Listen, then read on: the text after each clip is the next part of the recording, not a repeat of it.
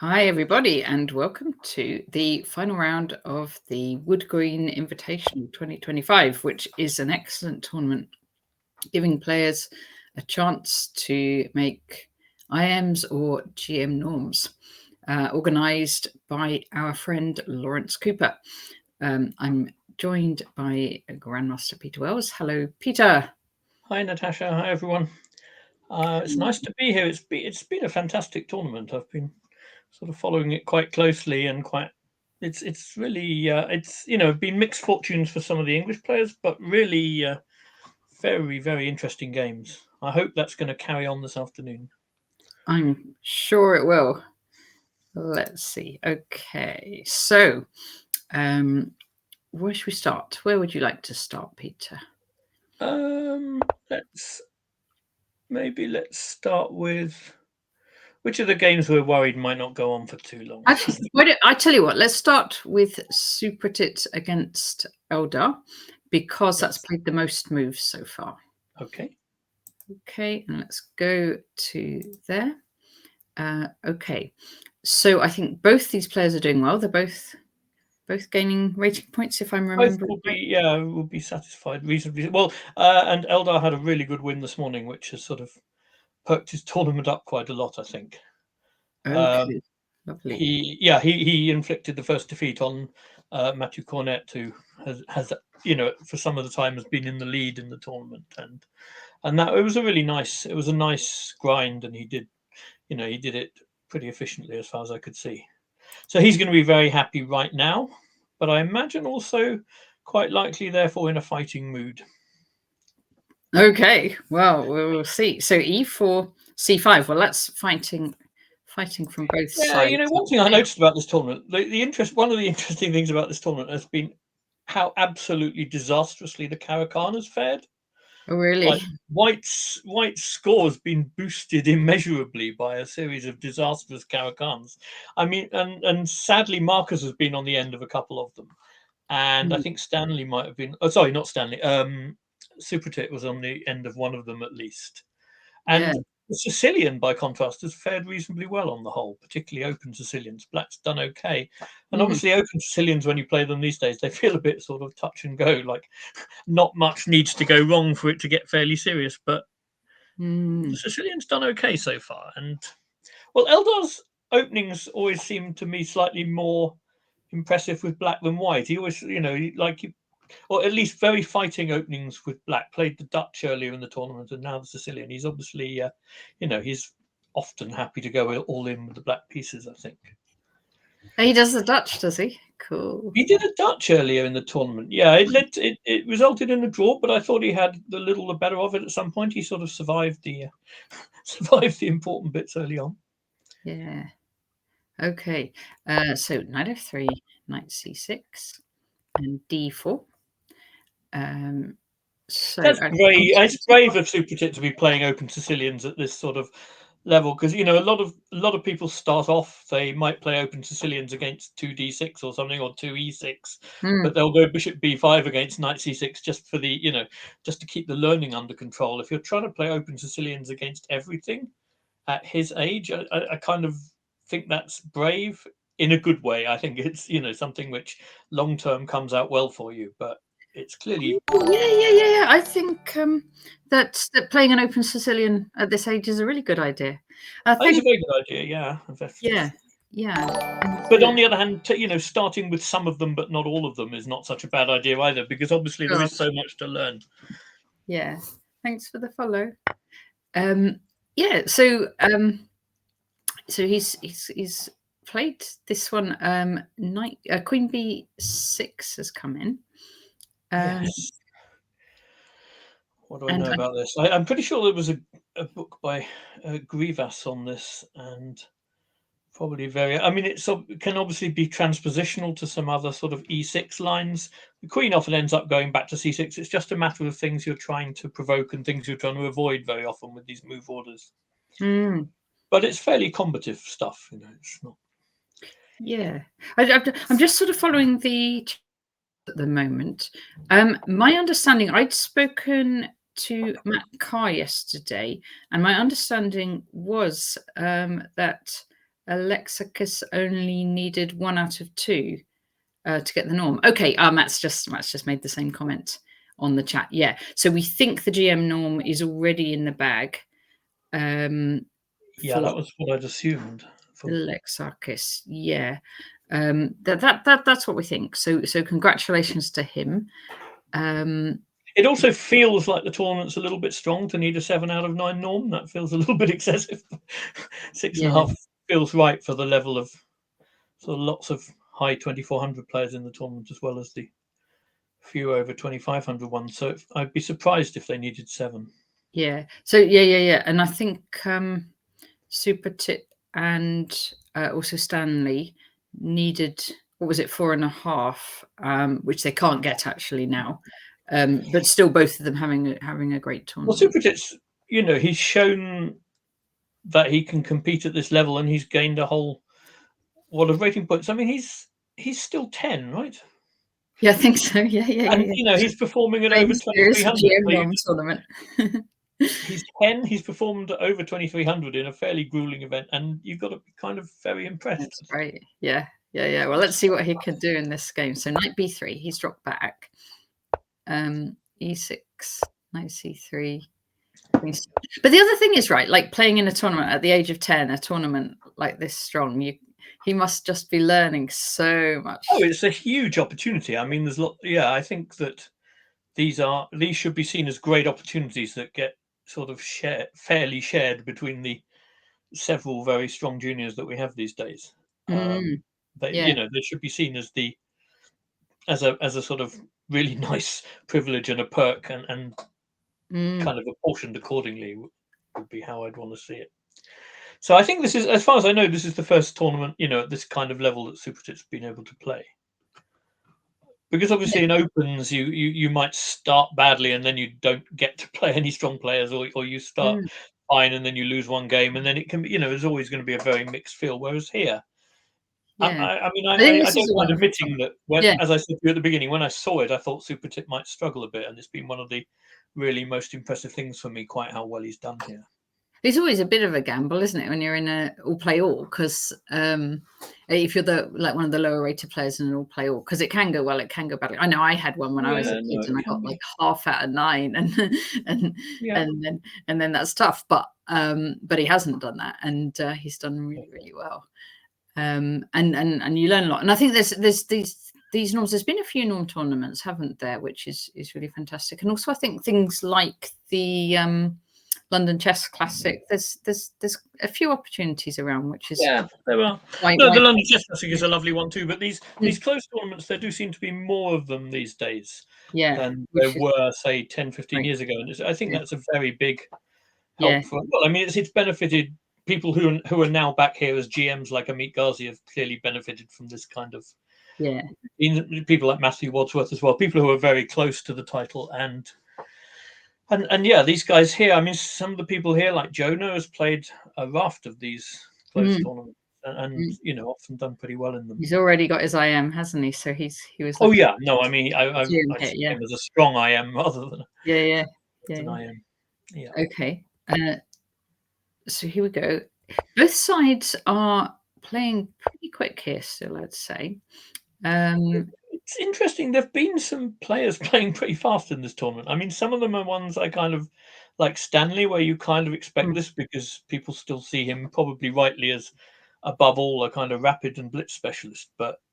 And Marcus as well, of course. But actually, what's Stanley's rating? I thought his rating had gone up really loads. Doesn't Stanley his English rating has gone up loads. Yeah. But that's based on classical, right? No, I mean, absolutely. No, I mean, it may well be unfair. I mean, he's just a very strong player. But I still, people. No, I think it's fair to say that he's. But don't take him on at blitz. Well, I've tried to take him on at blitz. Most at blitz and rapid early on, I think, and now he's showing that he is, very strong at slower time controls too. But for my money, he's played 1 or 2 games here a little bit, really quite fast. But of course, it's very hard. Well, first of all, I don't criticize people about their time management because mine is so atrocious. But secondly, it's very difficult when you switch between playing events where you get extra time after 40 moves and those where you don't. Yes. And it's possible to, I once or twice here, I was surprised how much time people had left at move 40. And then you realize that if you're not getting an increment, that's just a very ideal way to play things if you can. So, once or twice you see people blunder and you think, maybe they should have spent longer there. But taking it as a whole, looking at all aspects, there's obviously a lot to be said for keeping some time when some time left. it's very tough when you don't get anything extra at move 40, I think. Yeah. Okay. So we got to this position in Sicilian. Supratit's having a bit of a think. What do you think? So is it? I mean, what's Black's going to play for D5 along the line? No, I think Black's just going to settle for D6 and maybe get B5 if he can, but White may well stop that with A4.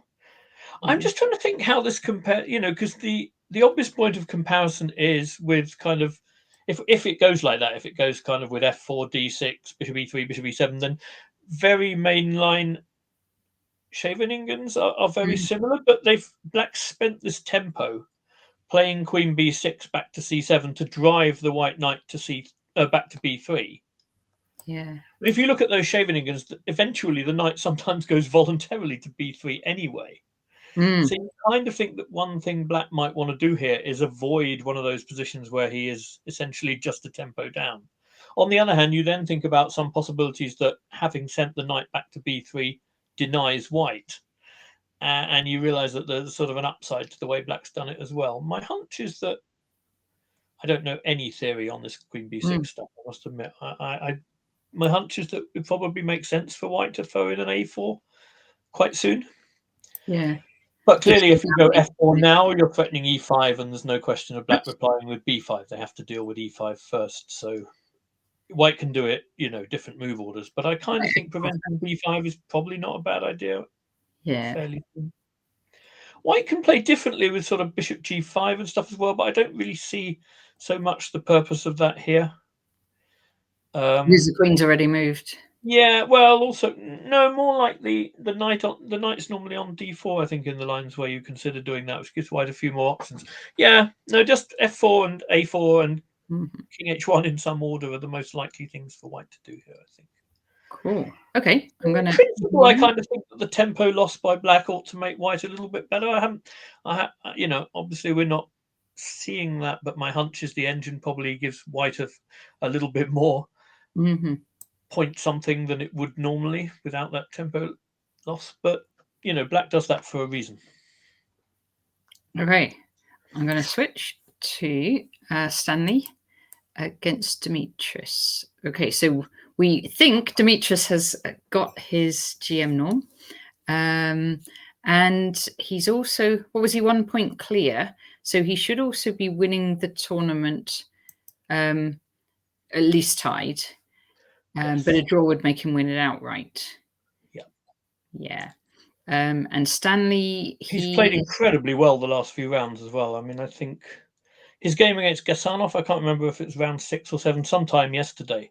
Yeah. He sort of went into this end game with the most minimal advantage, and he sort of ground like a super Capablanca / Olsen or whatever at their prior. And it was absolutely amazing because if I was going to be doing something, if I was going to be trying to do something like that, Gasanov would not be the player I would be choosing to do it against.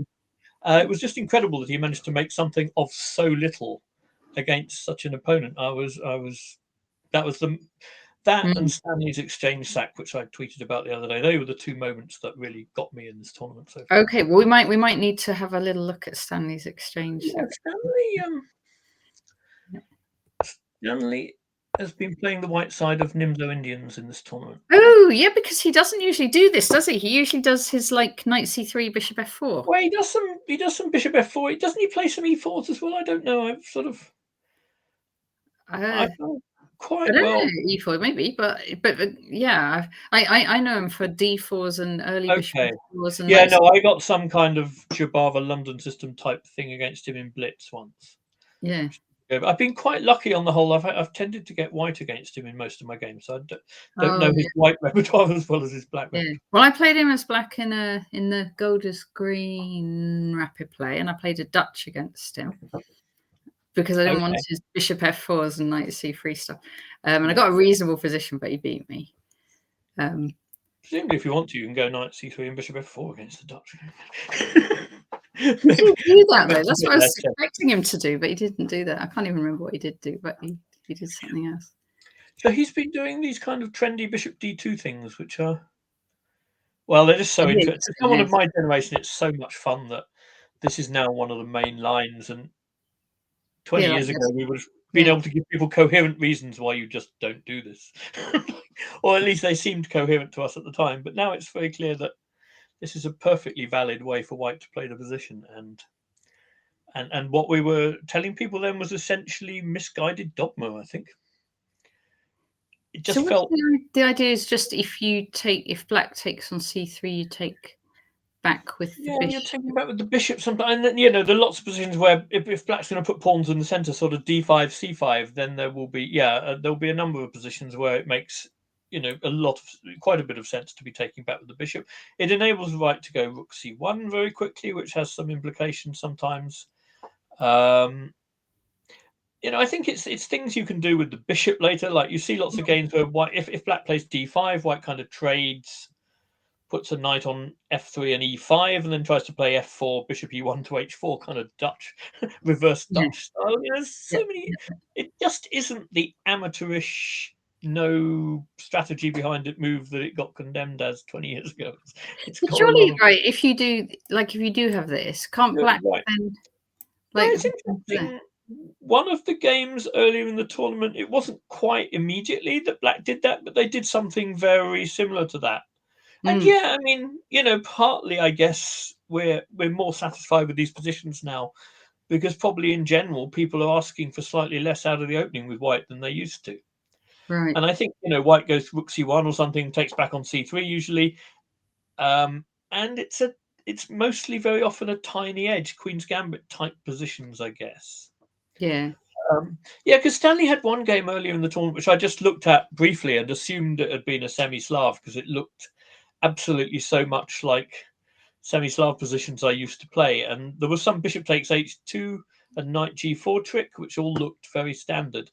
And then I realized that too had come out of this bishop g2 Nimzo thing. It can lead to so many different types of positions. But you're right. What you say about, taking a knight e4 in various positions is, it's only a little edge for white, but it's a little edge that people are probably quite happy to play with, I guess. Sure. Okay. So black keys b6. That's interesting. That's also interesting because it used to be that b6 made people sort of trigger happy to do something with their f-pawn, like to play more directly for e4, to play maybe bishop d3, knight e2, or to go f3 or something. And somehow it feels like that might fit reasonably well with bishop d2 in some ways. Okay. But obviously Stanley just wants to carry on with his normal development. Yeah. I assumed black was going bishop, because you can also play kind of bishop b7, take on c3, knight e4 and f5, kind of again with a bit of a Dutch flavour to it. And when black went b3, just here, and then if bishop d3, you maybe not immediately, but you're going to take on c3 at some point, play knight e4 and f5. But maybe that sort of thing is quite pleasant for white if there aren't double pawns. If you do similar things where white has to take with the b pawn on c3.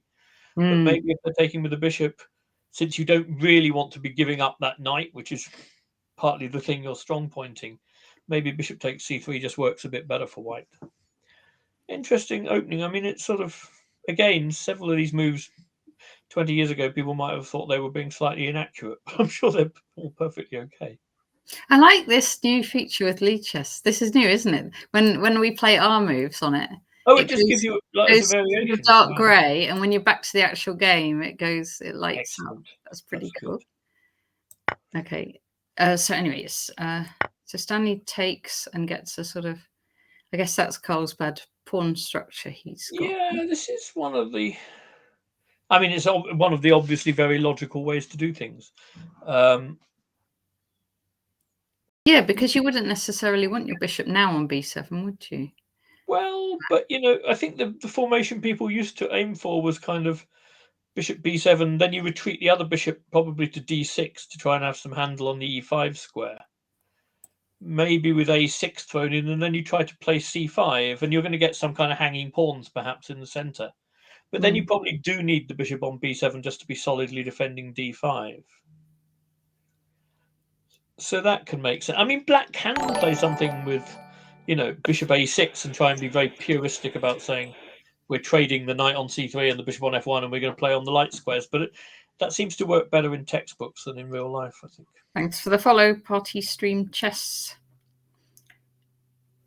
Okay. So all right. So yeah, and now straight away. That's interesting. Okay. Yeah. So I think that is kind of keeping open the option of a bishop a6 if appropriate.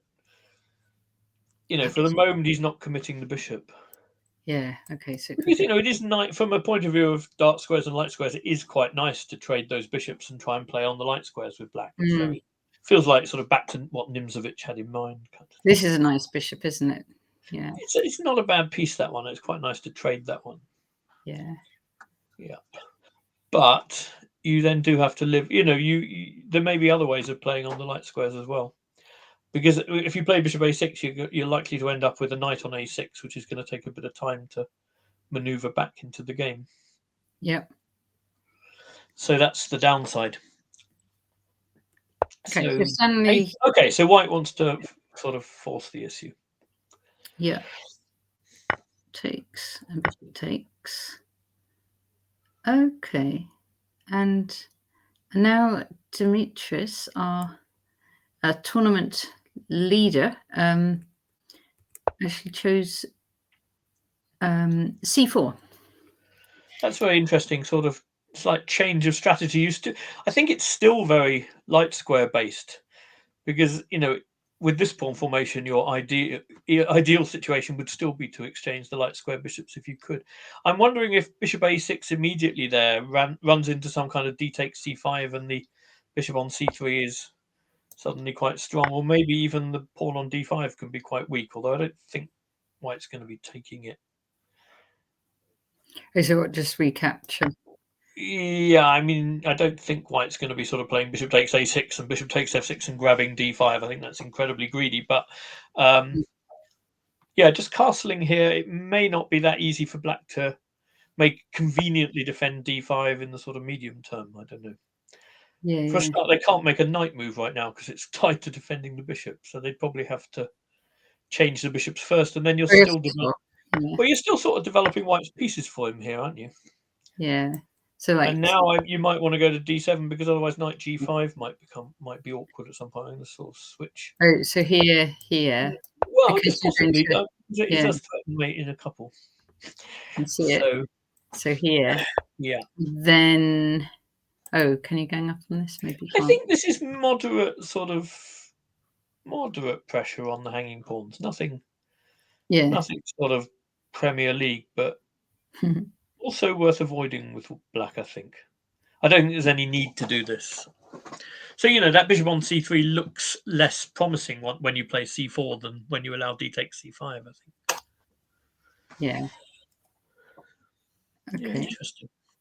By the way, one bit of good news about this opening, it doesn't look to me like the opening people play if they're intending an early declaration of peace. Because, I think... Yeah. Alexakis has achieved so much in this tournament that he would be forgiven an afternoon off if he had decided that's what he would. But I don't really sense from either player's opening that's how they're thinking. Yeah. Although you never know, when you say that sort of thing, people usually agree and instantly just to refute you. But I don't. Yeah, it doesn't seem likely to me. Bishop c2. That's interesting. Okay. But because won't white eventually want to go e4? Yeah, they will, but okay, so after bishop c2, certainly black can consider pinning the knight on with bishop g4. That's exactly what he did. And I don't think he's going to want to take that knight very often, but the threat to do so in some positions would, if the queen moved, the threat to take on f3 would then discourage e4 from being a serious plan, I think. If I was Stanley, though, I'd consider just h... Yeah, the thing is, then black goes bishop h5 to g6 and gets that trade of light square bishops, which is what they wanted anyway. I think that's the main issue. That's what might lead white to want to delay h3. Yeah. I mean, I guess you could. I don't know quite how white is meant to play this. One idea which springs to mind would be actually to move the queen away from the pin, and then try to move the knight and play f3 to hit the bishop and try and play e4 that way. That would be the most direct. I don't know where I'd put nice squares. Oh, maybe queen b1. Queen b1. That's got the sort of subtlety written on it that we want to see. That you're used to. Yeah, but it may very well be the best square, and then we can consider moves like knight d2, and then we're trying to play f3 and e4, sort of classic Nimzo style. And I don't know if Stanley's going to do anything as sort of direct as this, but if you wanted to be super, yeah, and you can also consider knight e5 once you've got rid of the pin, if black doesn't stop it. So yeah. I don't know. It's interesting. I actually, my hunch is that getting out of that pin would not be a silly idea. Okay. Fine. And what do you think Stanley wants to do with his king? Is he just going to castle short? Because I'm thinking if he doesn't, like, say he was going to go somewhere else, then he might want to do. Oh, even so, then they swap off those light square bishops, don't they? Yeah. Yeah, I don't know how exciting a kingside attack's going to be if white, if white loses control of the light squares, then black's going to sort of have knight e4 and potential counterplay quite quickly. I don't know. I sort of like the idea of unpinning and just seeing how black's going to cope with f3 and e4 plans. When the king probably would go short. Yeah. I mean, where the king's going is dependent on what plan white chooses now, I think. Maybe here or here and then f3. Yeah, exactly. Yeah. And for all of those, moving the queen first would be a jolly good idea. You definitely want to move the queen.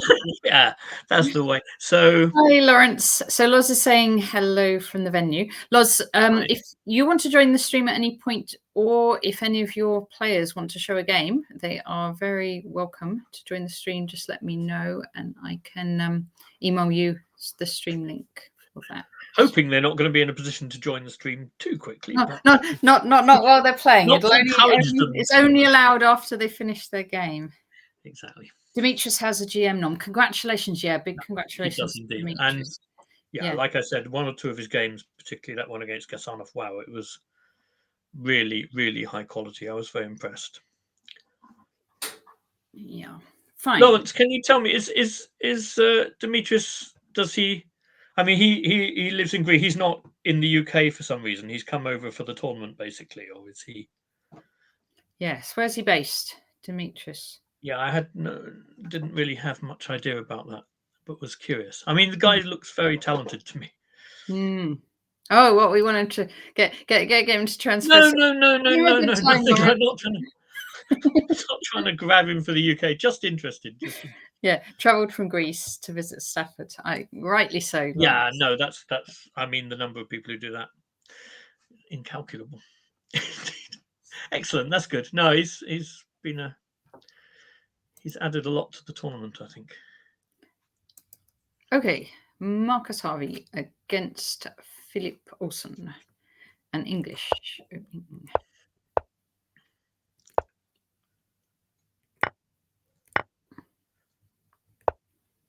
Okay. So we're going to get this sort of Maroxy bind. Well, it turns into a So it is something that could easily arise from a 1e4 opening, which is not something you usually see with Marcus on the white side. So okay, be nice to see him. Yeah, Marcus has obviously had an incredibly rough time here. I mean, it sort of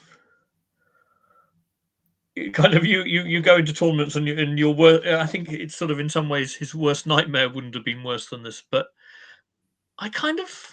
it's really odd because I looked at his games. I mean, okay, he had a really rough game in round 2, I think. But apart from that, you sort of look at it and the guy's dropping 30 plus rating points, and it doesn't look to me like he's playing badly at all.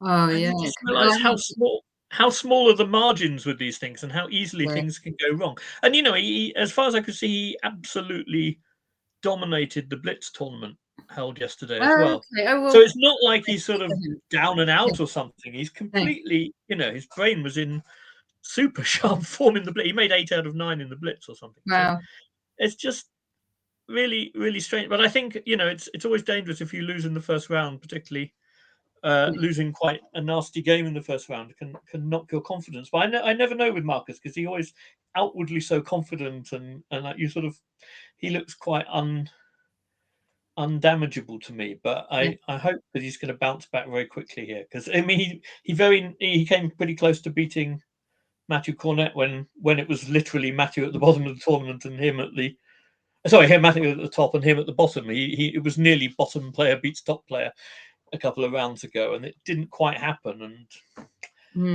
I don't know, I felt very frustrated for him, because I didn't feel like he was playing that badly at all. Yeah, no, it can happen. And I sometimes find, I don't know about you, I sometimes find after a bad tournament, I actually still feel like playing just to kind of prove, to prove myself. I've had that before. And actually you can come back quite quickly. No, it depends on lots of things for me. It depends on the manner of the losses, whether I think, losing is okay, playing really badly is not. Yeah. Losing winning positions is very upsetting. Getting outplayed, not so bad. There are lots of different variables. That's true. But I do suspect that Marcus is a pretty tough cookie deep down. Yeah. And also, actually, blitz is the new thing to be good at anyway, isn't it? Well, yeah. Like he really is. There's a lot of there were blitz specialists in the tournament, like Ameet, and possibly, I'm not sure about Gasanov, but Ameet Ghasi was there and Stanley was there. So to score 8 out of 9 in that field is just that's pretty incredible. Yeah, it's extraordinary. But Marcus is really, really good at blitz, because doesn't he win the? Oh no! I mean, yeah, absolutely. I would regard them all as blitz specialists. But like, if you got one blitz specialist and they score 8 out of 9, fair enough. But when you've got a whole bunch of them, 8 out of 9 becomes something quite unimaginable. Yeah. And there were other players. It wasn't just some of the players from the tournament. There were other people coming in as well who I would expect to. Other blitz specialists. Well, I don't know. People like Jude Shearsby, I would imagine to be pretty dangerous at blitz, just because he, plays fairly fast and pretty creative, tactically sharp. There's lots of these guys. Okay, so we got another Sicilian with an early Queen B6. We got another Queen B6 that I know very little about, although I have looked at this, because obviously there have been moments where I thought a nice sideline in the sort of Maroczy bind positions for black would be incredibly useful to know. So whilst I don't remember much about this, I do remember that there was something about it that didn't appeal to me for black. Okay. Well, Marcus has gone knight B5. I'm pretty sure that's. Oh, I don't know, actually. Yeah, I think it's certainly the most critical response, isn't it? It's the most ambitious one. Yeah. So I'm guessing black plays Queen A5 check. Oh, okay. Got that in the nick of time there. Because if you develop the knight as you might like to, the B1 knight to C3, then A6 is actually quite awkward, unless there's some tactic I'm missing, which I don't think there is. Yeah. That's quite awkward, because you actually don't have a decent square for the B5 knight to go to. So we're talking about, this is if here. This is almost certainly embarrassing for white, yeah. Wouldn't you just go back like that? Oh, you could go, yeah, it's true. Sorry, you can just go back to D4. But I'm not quite sure whether things have gone well for you there tempi-wise, because I mean, A6 is not a bad move for black to have in these systems anyway, unless B6 is weak very quickly. No, that's true, actually. There is knight D4. I'm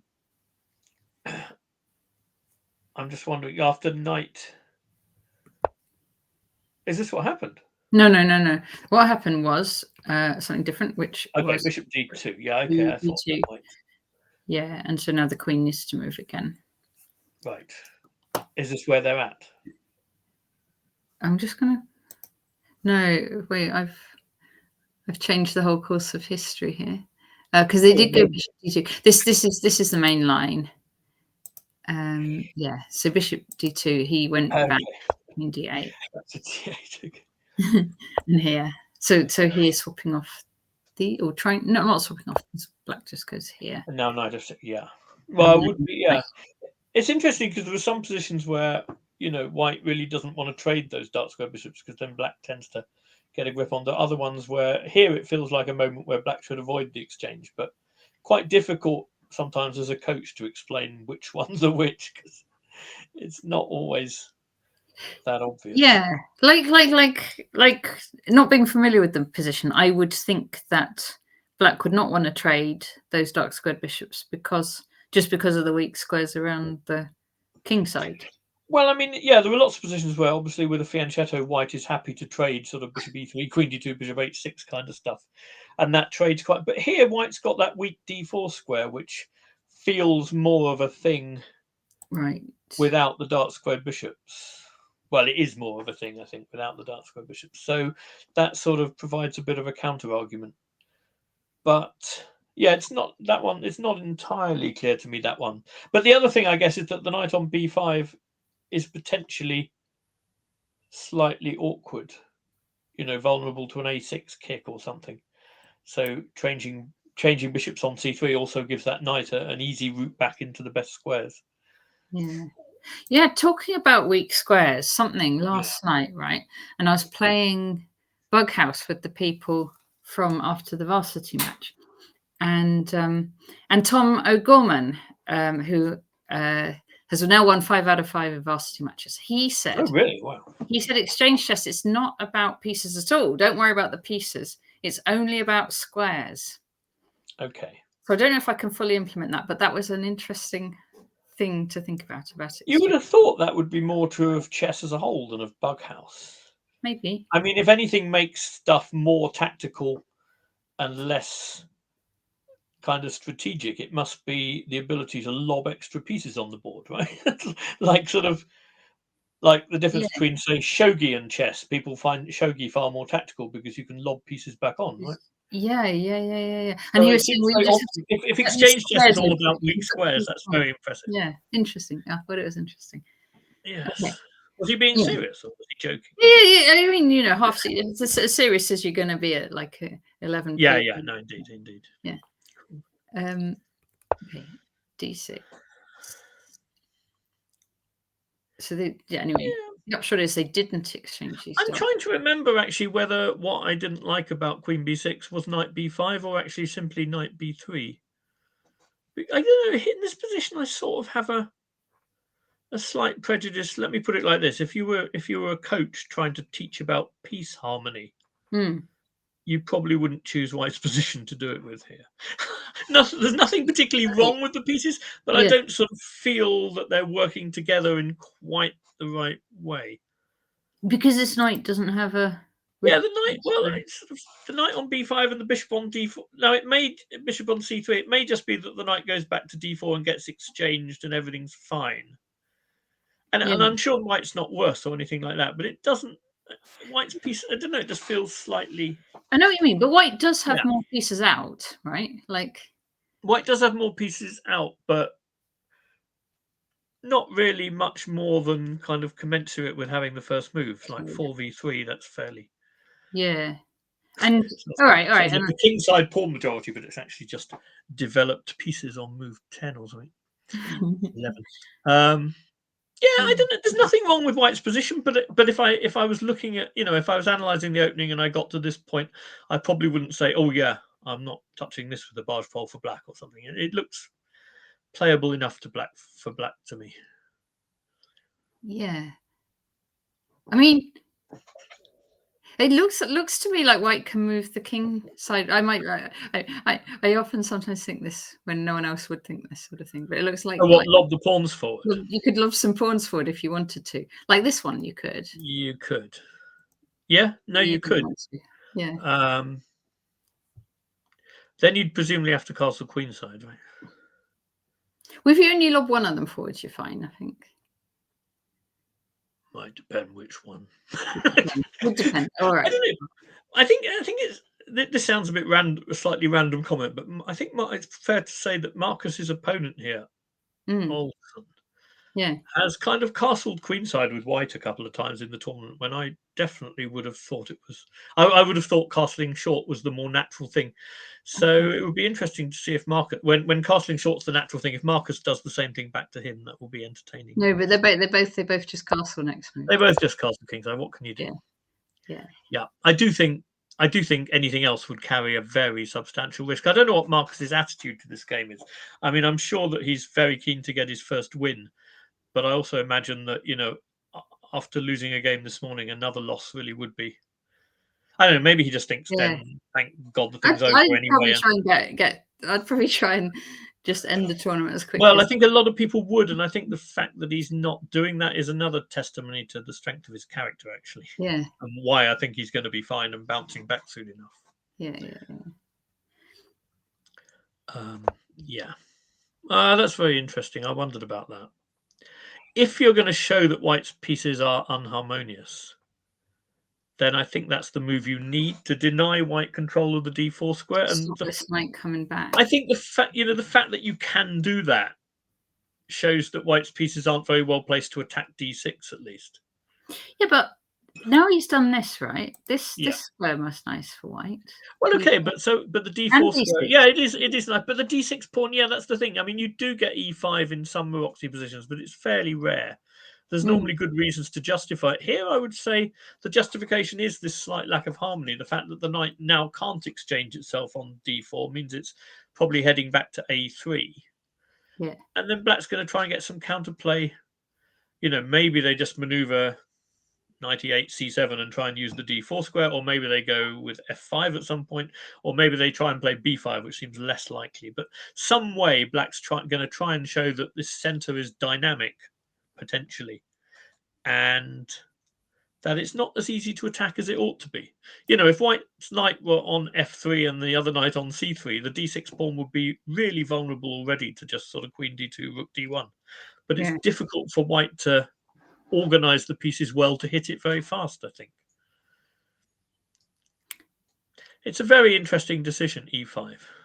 I think he's actually rather an interesting player. Some of his games have involved some slightly unexpected moments.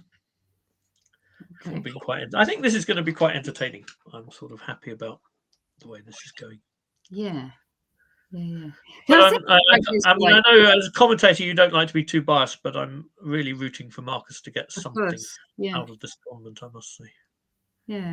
Yeah. Well, then we're happy to see this because this is double-edged, isn't it? It's double-edged. If Marcus is in the mood to play, then But I also think it's not a bad move because I do, that slight disharmony I was talking about now could become a real thing, whereas before it was easily resolved, sort of for an equal game at least.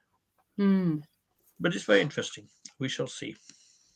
So rook e1, b6, and bishop f1. Okay, so I think part of what he's doing there is defending e4 again in order perhaps to free the knight on d2 to go somewhere. Yeah, a6, knight a3, and this is where we're at. Because this one can come maybe here. Yeah. No, it can come here back. It can eventually get to d5. It's like in the Sveshnikov, isn't it, where black takes basically the same kind of pawn structure, and part of the compensation is that knight takes a long time to get back into competing for the squares. It's a bit different because the bishop on g7 could work both ways. Sort of, it could potentially be a place you want to have it, or it could potentially make the d6 pawn weaker. But it definitely looks now, it has more Sveshnikov or Kalashnikov-y features than maybe typical Maroczy bind features. Not than in English, yeah. Oh, certainly a long way from 1c4, Interesting. Okay. Well, we'll let's see the next one. Oh, the next one is a quick draw. So let's see it. It's only 9 moves. Bound to be won. Actually, when I was looking through the game, I was thinking this one was probably my number one candidate for a quick draw. Okay. Just because of how the players have done and they're very similar. Well, I don't know. I mean, Jonah won this morning, so I guess there was a possibility that if he was... I think Jonah won this morning. I'm now worried that I'm... making it all up. making it all up. I think Jonah won this morning, and so I suppose there's a possibility that he might, but he's black against a strong player, and probably feels that the tournament started a bit shakily. I mean, it was quite odd for us that our 3 main norm contenders all lost in round 1. That's why, to some extent, I think the tournament felt like, or the 3 main GM norm contenders, I should say, all lost in round 1, and there's sort of an element of catch-up going on after that. And Jonah's actually done quite well with the catch-up. I think now that he's on a plus score, and rating-wise, things are kind of okay, so he probably was happy to call it a day. Yeah, it obviously, it wasn't the tournament he was looking for in terms of competing for norms, but he's played some good chess. And well, I think like I guess with norm, like a nature of norm tournaments, you can't expect to get a norm every single. No, of course you can't. No, absolutely. They're like strong. So to me, like I'm very confused by these super quick D5 lines for black. I don't totally get the appeal. I mean, I understand that D5 is often what you're aiming for longer term, but if you do it as quickly as this, it also feels that white isn't committed to anything which they're going to be regretting by the time you do get it in, if you see what I mean. It's I think they give white quite a lot of options. But it's interesting. I mean, sorry, I was sort of thinking about other things and not. So this is like Italian. Yeah, it's an Italian with D3, and obviously the main lines after D3 are either white, like black's allowing this kind of line where black can allow. I mean, people often allow those kind of lines, and D5 takes knight A5 most obviously is very complex, but basically okay for black mostly, I think. Yeah, and D3 is. I think D3 is the thing that a lot of people fear most. And then bishop C5 is the main line. H6 is a bit trendy. Bishop E7 is a move, but D5 is relatively rare. But it's maybe quite drawish, is it? No, I don't think that's why it's rare. I think it's probably assumed to be slightly premature. I think if it was, I'm afraid the way chess is now, if something's drawish for black, it's usually not that rare. Yeah, no, I see what you mean. Yeah. Take the Berlin defense. No, I think it's possibly seen to be a bit loose and slight, but obviously the most direct lines are, so obviously white has to take and take. But then I think the most direct thing to do here is presumably to castle and go rook E1. Yeah. And try and attack the e-pawn, because black can't play bishop D6 at these points because the knight on D5. And I assume that if Jonah's playing this, then these things are quite well explored and are now reckoned to be kind of okay for black, because Jonah is usually pretty well prepared. I'm just trying to remember, but I haven't remembered what Gawain's line is in this circumstance after D3, because probably half the world, or half the English world, will now follow whatever Gawain has recommended in his. I can't remember either. I'm D4 course. I mean, I know he recommends up to here, but for black, but I can't remember now. I think it's probably bishop C5, to be fair, but it might be. Although I'm not. I mean, I don't know if this is because there are various points in the repertoire where he tries to make it look as much like a King's Indian for black as possible, right? And so H6 with G6. H6 or G6 would be the way to do that, but probably it's not. Yeah, I should be able to remember, but I can't remember either. I even more should. I've been studying the thing, but no, I don't remember exactly precisely this one. But I don't think it's D5. But I'm sure it's not D5. I think I would remember. And also, he sometimes gives some kind of options. Yeah, indeed. Yes. But I guess there's lots of sources of. My thinking about this is that things are probably quite well explored after castles and reckoned to be okay for black if white plays a move like A4 here. A4 makes a lot of sense, but it isn't the thing you'd try first, I think. But I mean, maybe they both kind of realised they were wanting a quick draw. Oh, that's also possible. Yeah. No, that's true. And then why give away all your sharp theory when? Well, but I assume you wouldn't be making the outrageous suggestion they might have agreed one beforehand. So you're still playing chess, aren't you? You still don't quite. You may guess that your opponent's going to do it, but you still can't be sure. So okay. Yeah, I think probably. But bishop G4. Yeah, I mean it's also Bishop G4 makes sense. All these moves make lots of sense.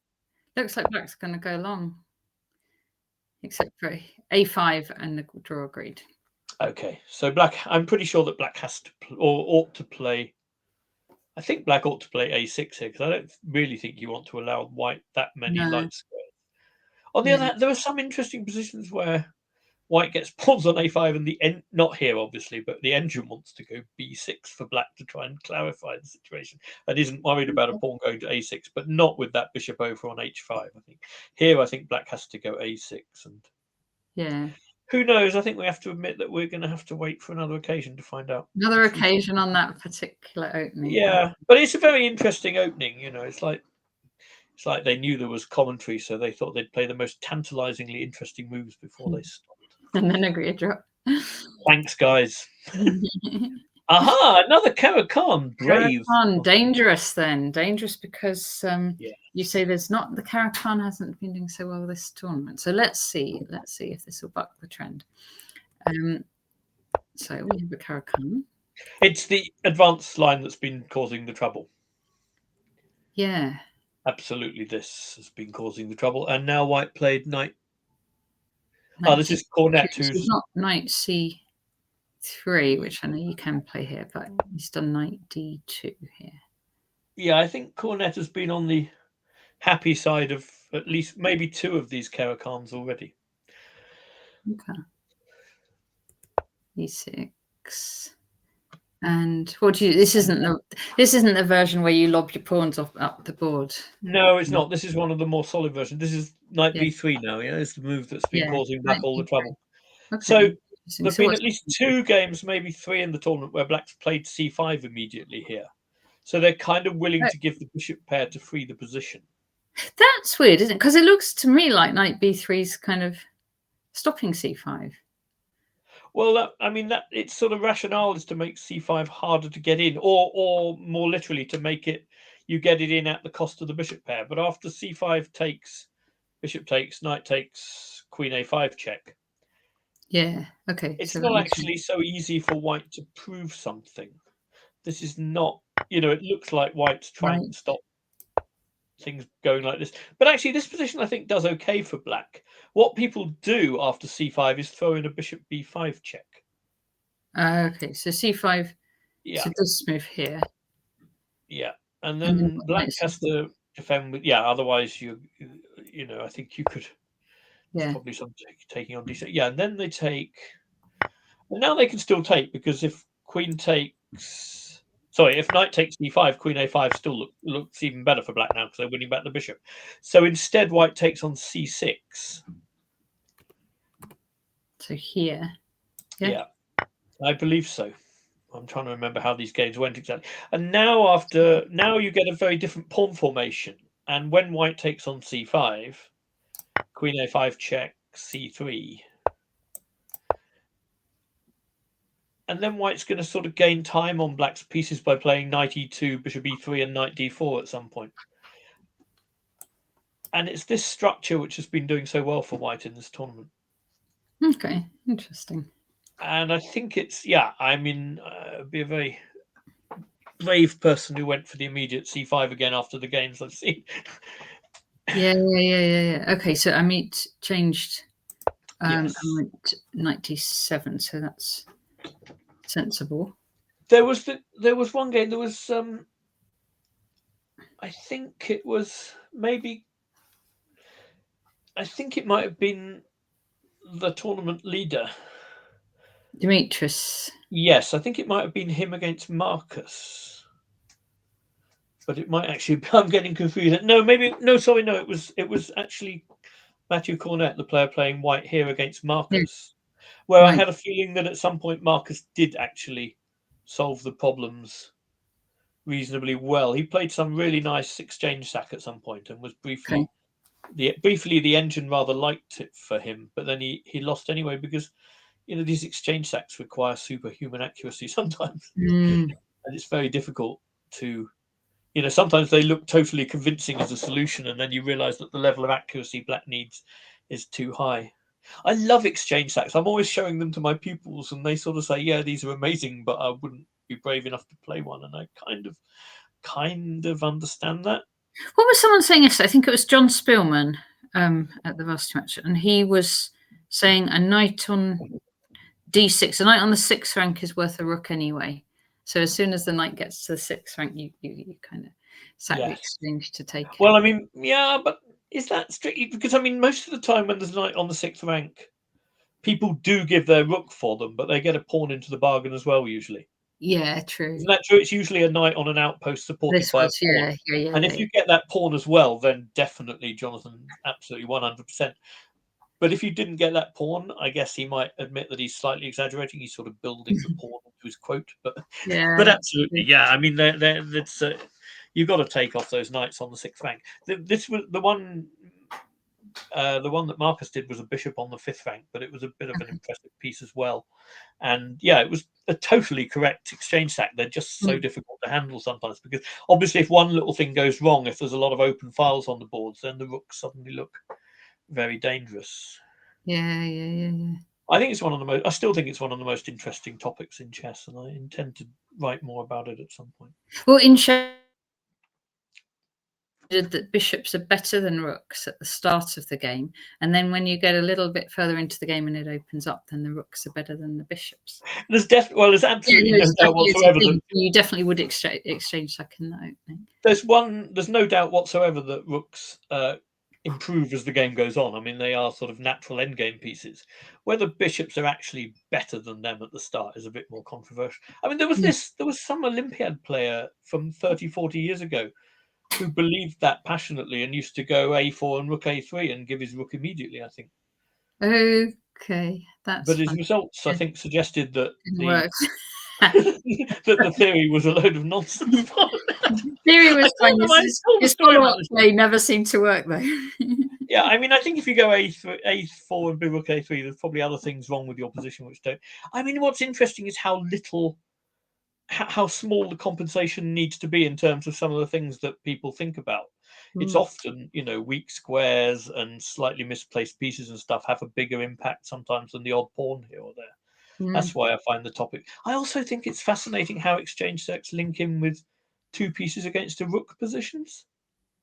Oh yeah, I don't like that. I like having Every time I analyse the opening at the moment, it seems that the engine recommends some stuff where you're giving a rook where you're giving 2 pieces for a rook. That's interesting. And it's just such a ususeful imbalance to have some handle on. And again, I try and do it with my pupils, and they're all sort of very impressed. But no, we're not actually going to do this. And by the way, I do take that into account. I've stopped doing many of them because they obviously don't quite believe it. But. So I think what Ameet is doing here is I'm trying to remember, relatively closely related to how Marcus handled this stuff on the occasion where I thought Black was doing okay. Against but the exact details would require a better memory than mine. Yeah. Okay, c5 comes now. Yeah, now c5. This seems to be a slightly more... Well, I think, if White took there on c5, I imagine that Black still might have to go bishop c5. It's just that they're going to get that thing we discussed at the start rather than the version where White gets the better pawn structure. So wait, so if they go knight takes... maybe they can go knight. I was thinking then we go something like bishop b5 check. Bishop b5 check. But I guess they can go knight back to d7. No, that might not be a problem. I'm not sure. Ignore that remark. It may be that... But even if Black did have to take with the bishop, then I don't think I like taking with the bishop so much, actually, because the knight wants to be on c6 in those positions rather than d7. Yeah, I'm not sure what Black plays after dc, but for some reason White seems to go c3 here. Yeah? c3, yeah. Well, for good reason if you're not taking on c5, because you may well want to give your e5 pawn some more support. But it's always all these French structures. I think we understand better than we used to how often White wants to transform things with d takes c5 and then use the d4 square. You sort of give a center pawn to create the square very often. Something which was less understood sort of 50 years ago, I think. I don't know what happens if Black ever goes c4 around here. He didn't, I assume. He didn't. Oh, He didn't. he is going to. No, he's going to. Next. No, he did h6 first, so he's got his dropping back his bishop if he needs castle, and now c4 he did. Oh, that's interesting. Okay. Yeah. I mean, it looks on the face of it like black's getting quite a lot of space on the queen side. I mean, h6 is just securing the bishop, because I think if you want all this space on the queen side, you wouldn't want to sort of go c4 and then b5 and then find that knight h4 chopped off your bishop on f5. I think you want that bishop if you're creating this space. So this makes sense. Outside of the big pawn chain. Yeah, exactly. Yeah. So black will play all of these. I mean, I don't know exactly with what speed, but I imagine so. Unless of course you got some situation where white can start chipping away at the pawn chain from the front first. But that doesn't look especially likely here. Although I mean, you've got to always be wary that white might be able to play b3 and meet b5 with a4. That is a way of trying. Thing is, b3. I was going to say you could take, and this is weak. Maybe. Yeah, you could. That's true. It is a bit weak. But after queen takes, you could try to play c4 for white when it's not weak anymore, I suppose. Yeah. And just attack these bit by bit. Yeah. Get a different sword. Why not? Yeah. A chain of pawn breaks. But I mean, if you went b3, b5, a4, you've also got to make sure black doesn't have some b4 breakthrough with a big pass c pawn at the end. So basically, these positions I find very difficult. I think all this locked up stuff with a lot going on is just hard. I have no idea what they're going to make of this. Ameet, because what I remember, Ameet is an expert in like King's Indian attack and that sort of thing, where there's a centre kind of box, isn't it? He used to mainly play kind of King's Indian or modern Piet's kind of G6y openings with black as well most of the time. He was basically a fianchetto player with both colours. But he has brought the Caro-Kann. Well, I mean, I played white against him in the Caro-Kann at the British last year, but I went for one of the super sharp lines and was less well prepared than him, unfortunately. So it didn't end well. But it's it's something he's brought into his repertoire, which is different from the old modern stuff, which I think he needed at some point. I mean, I think it's probably still fair to say that. For a 2500 player, his openings could improve a little bit. The rest of his game is ahead of his openings, I think. Well, it's nice to have a choice of openings as well, isn't it? Because then, absolutely. Well, I think it's more important than it ever was to have a choice of openings. I think now it's become, you imagine what someone like Ullman used to do with just the King's Indian and the French. I don't know how long you would survive at that level now doing just that. Not in the modern day. Because it's so much easier to prepare for people than it was. Yeah. Even at my level, right? I now need. Yeah, I think it's very hard to survive with a single opening. Yeah. Okay, but he's got a choice, and now he's played knight e7, knight e1 from white. Okay, so white's going. Was he going with his f pawn? Is he? Yeah, it's basically an f4, knight c2 to e3 kind of plan, I think. e5. Yes. Yeah. Knight c2. That's where he's going. He's holding up.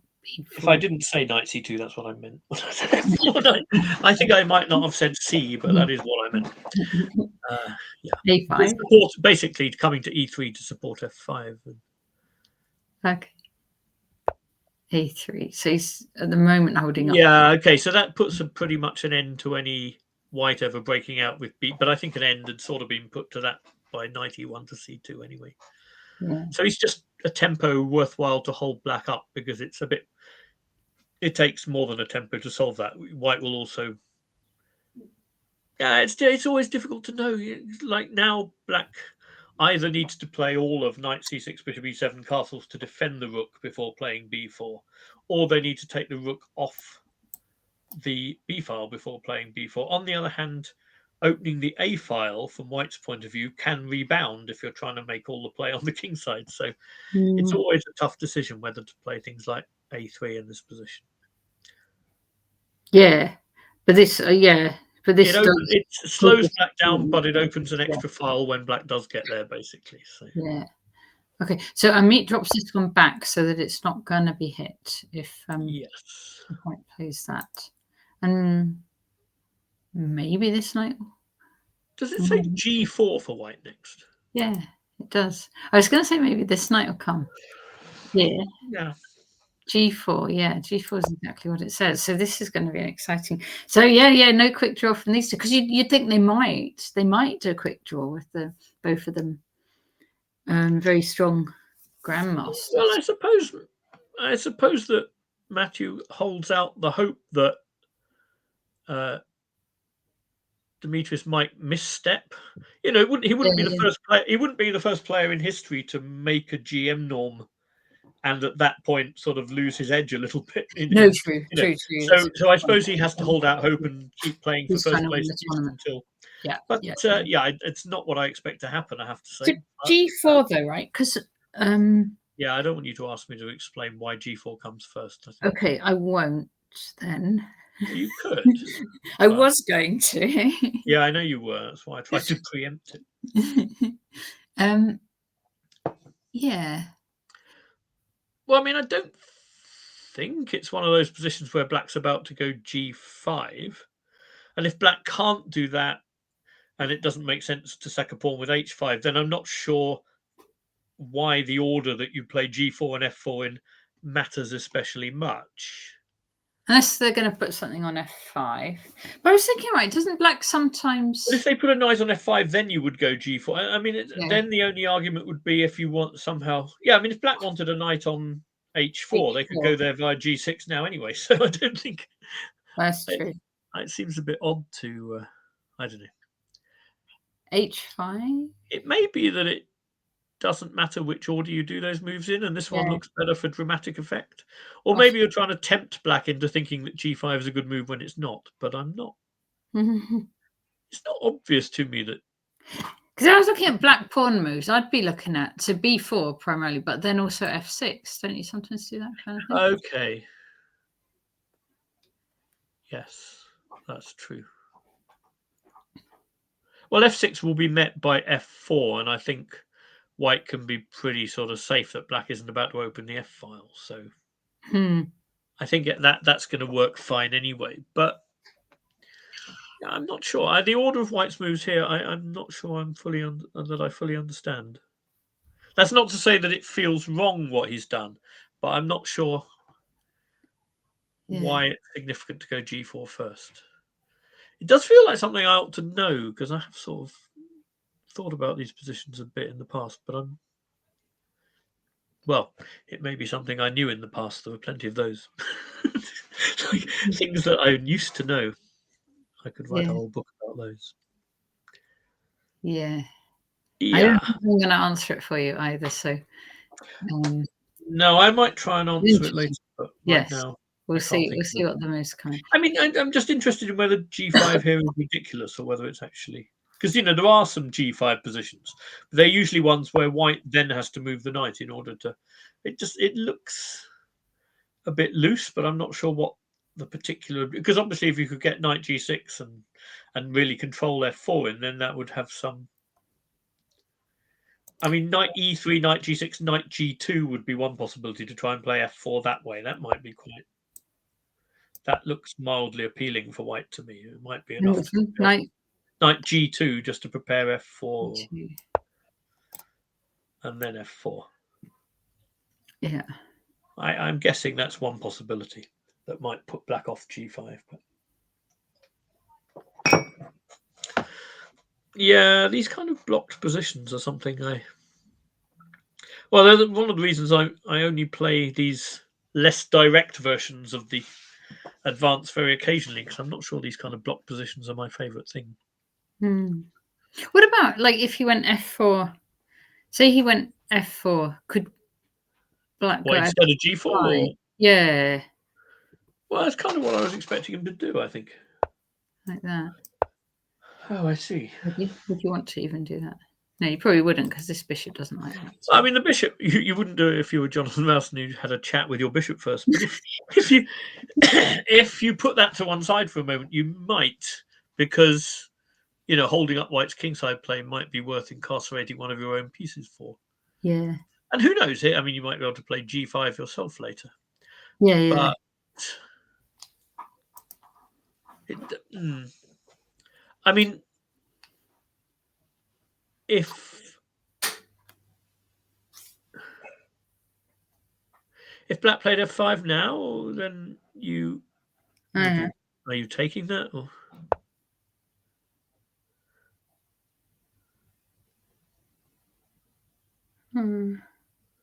I don't think Black's about to play F5 now, but I'm not quite sure still between G4 and F4 whether that's a huge argument. No, I don't know. I don't know. It might be. But we do have a move, and it's different. Knight C6. Okay, so he's more concentrating on the B4 rather than trying to hinder White's. Yeah, there's always an option of whether you're trying to hinder your opponent's stuff or do your own in simple terms. And Knight C6 is very much at the doing my own end of the spectrum, I think. Okay, so now if White goes F4, Knight E3, and F5, then we understand, I understand fairly well, I think, at that point what he's trying to do. I imagine that looks very straightforward. Yeah. And then I guess that amongst things White would have to look out for is whether there's any.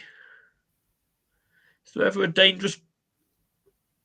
Can Black ever play Knight takes E5, sacking a piece with dangerous stuff against a Knight on E3? I don't think so, but you just have to check. Yeah. Okay, no, I think that's the broad outline of how the play is going to go. It feels like a long time since we looked at the games we looked at first. We should probably let's go back. Yeah, up slightly and flick back, see how they're getting on. All right. Okay. So let's see. We saw this up to where did we go? We got quite far. We got as far as we were waiting for F4 or A4, and we got F4. Yeah. And we never got A4 by the look of it. That's interesting. So. Right. And so Supratit played F4. Yeah. Yeah. D6. Bishop F3. For viewers who aren't familiar with the English junior chess scene, then Supratit, we think is it 10 years old? He's very young anyway. Very young. I think he's 10, yes. He's either 10 or recently 11. He's not more than that. He's a very considerable talent who's, I think, made a significant step forward in this tournament as well, probably. Yeah, and Eldar is a strong GM. He's won previously the English Blitz Championship. I'm sure there's other things as well, but that's what I remember. Is he not the current English Blitz champion as well? Maybe he's won it. I've got a feeling he might have won it twice. Although I think so as well. Yeah. Since I was playing, you'd think I might know, but you might know. Can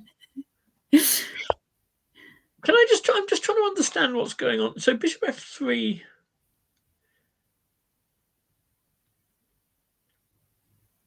It feels to me slightly like Black's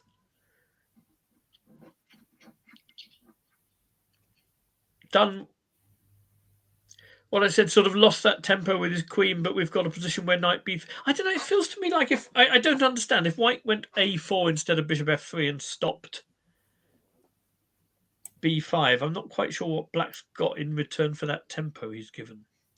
But okay, we've already sort of been there a bit. Bishop F3 is interesting, but I assumed it was given that White's allowing B5, I assumed he might have some E5 move in response as the most critical thing. So instead of Bishop E3, maybe E5. But that clearly wasn't his intention. But that's what I mean. Probably after takes Knight D7, it's just too weak. Knight D7. Knight D7. Probably the E5 pawn is just going to drop. But White could play Bishop F4 very directly and carry on indirectly defending it for the moment. And this would have been quite a sharp, aggressive way to go about things, I guess. Yeah. I'm not confident as to whether this is any good or not for White, but it's... I like this sort of thing for black because I used to play the Alekines and I used to like to gang up on these. Well, you have to sitting on you have their to own get on used to E5. people having a lot of space and you having an attack on their Yeah. pawns in return, I guess. Yeah. I wouldn't mind this for black, but you'd have to. But I think it's quite. I don't know. It could Is it potentially be quite dangerous for black as well. I think. probably? Yeah. I mean, often. That's bad But thing. okay, bishop e3 is up. But I sort of. So yeah. Okay. So, but this could have e5. But I mean, yeah. Well, I'm pretty sure if Eldar allowed this, then it's probably fine for black. But it's one of a set of typical similar positions, some of which are quite dangerous for white and some of which are not. So you would need to know your stuff to. Because you could just go f6, couldn't you? I think you might lose on the spot. I think it would be phenomenally dangerous to play. Yeah. Okay. I mean, one thing I could maybe do is bishop h5 check and then take on f6. Even just take it. Yeah. Okay. No, I think the safest move is bishop b7 and try and threaten to take on e5 by normal means at some point. But there's always going to be at least some pin issues at the end. No, so anyway, it's just a thought. This is the violent thing white could do after this move order, I think. But bishop e3 is much more restrained. But if you were going to play bishop e3 style, my personal preference would be to have gone a4 a bit earlier, I think. Right. Yeah. But obviously, if you put your bishop on f3, it should be a declaration that e5 is on your agenda, I think. No, because you're putting a bishop on a diagonal, which you're then intending, ideally, to open. Yeah. I think having gone bishop f3, it should be e5 that you look at and see if it works first. Remember, I mean, I might be wrong. It might simply not work here. That b5, though, is sort of saying, I'm not so worried about you opening up the... It's certainly saying that you're... Yeah, I'm not worried about your... I assume there's no exchange that going on there. Like an immediate knight takes e5, bishop takes a8, and then queen a7 check. I don't think I believe that for black. But of course it's... What, like here? Well, some of these you can sort of turn them into an exchange. No, pawn takes, knight takes. And then when they take the rook, you get queen a7 check. But I don't really think that's what was intended here. But I mean, if black can consolidate, you can see the appeal, because what black's very strong on the light squares, the bishop on b7 will be good. But just development-wise, I suspect this isn't what Eldar had in mind. Because of these two still there. Well, because I've got moves like bishop g5 threatening to mess up your pawns, and I have queen e2 with tempo, and the sort of things still going on for white as well. Yeah. It's not all black attacking and white sitting there scared. There's a bit of rough and tumble on both sides. So I think this is probably not what he had in mind, but I just thought it's worth mentioning. Anyway, e5 looks like an interesting reply to me, but bishop e3, okay. So this is kind of stopping any funny business on this diagonal. Yes. It probably also is saying if you go b4, I'm going knight a4, I'm going to try and cause you some trouble on b6. Oh, yeah, that's good. Although, again, I mean, he obviously doesn't believe that longer term, which is why he goes a3 in a minute. So. Okay. Bishop e7, a3. And then rook b8 getting off the diagonal. a3 is another funny move, which people used to think half the time if you had to play a3 in a Sicilian, it used to be seen as sort of a sign that you'd gone a bit wrong. Whereas now the engines seem happy to play a3 in all kinds of positions. So again, they're just changing the way we think about so many things. Good at getting people to admit they were wrong. That's not easily done. Rook b8. Okay. Queen e2. Castle. Okay, d1. And now b4. Yeah, I'm sort of slightly... I mean, let me ask a tricky question. If you had to describe what you think Supratit's plan... Okay, now black's played b4. Black's kind of dictating the pace a little bit on the queen side. But before that, when he goes queen e2, rook d1 with bishop e3, it's not entirely clear to me what Supratit was primarily aiming for, kind of in terms of a plan. Was he still wanting to go e5 at some point? Or was he wanting to go g4? Or, I wasn't quite sure what his next step in attacking was. What about f5? Yeah, or possibly f5, although I think... Yeah, I mean, obviously that gives black a knight e5 move in return, and that knight has access to c4 as well.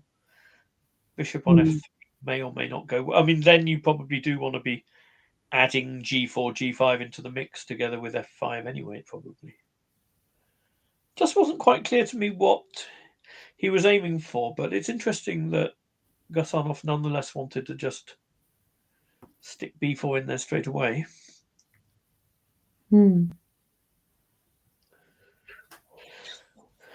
Yeah. Okay, so takes, knight takes. Rook e1 is where we're at. Yeah, rook e1 as well, slightly. Again, it sort of suggests to me that e5 is kind of on his mind. Yeah. But by the way, I haven't thought about it in this position at all, but just in general, it's not impossible for black to preempt white going e5 by going e5 themselves, particularly, with a knight on b4, if you then try and get a bishop on e6 and so on. And if white plays f5, then the knight on b4 is well placed to try and go for a d5 pawn break by black as well. So if e5 became a serious threat by white, then I think black could consider playing e5 themselves, perhaps. But there's no need. I'm guessing there's no need for. I think this, on the whole, this feels like a pretty comfortable Sicilian for black to me, unless I'm missing something. Okay. I feel slightly happier with what black's position than white's.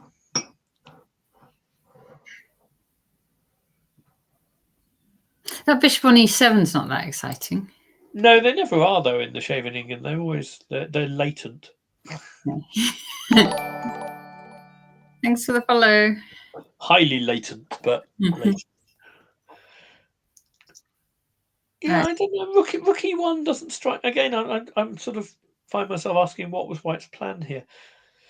I guess that he just wasn't confident that g4, g5, or g4 and f5 and g5 was really doing the business. But I sort of feel there's a slight danger that white isn't going anywhere fast. Because the centre's quite open, isn't it? So... It is open. Yeah, you've got to watch out for pawn breaks by either side. Okay, bishop b7 makes the e5 idea for black much less likely, I think. Yeah. And maybe f5 more, because this is going to be weaker. Yes, no, that can be true. And also, there's no knight coming to e5 anymore because it's over on b4. That's true. White might redeploy this one at some point. But black can also break with d5. I mean, that may be black's primary intent here. Right. Because one of the points of bishop b7 then is that e5 can be met by knight e4. Okay. And that sort of makes sense from the point of view of the knight on b4 and makes sense in terms of the bishop on f3 possibly being... one of the things about having the bishop on f3 is that it's not defending c2 as it might do if it had gone to d3 or something. So d5, I think, is a serious. That would certainly put white playing off put white off playing g4 anymore, I think.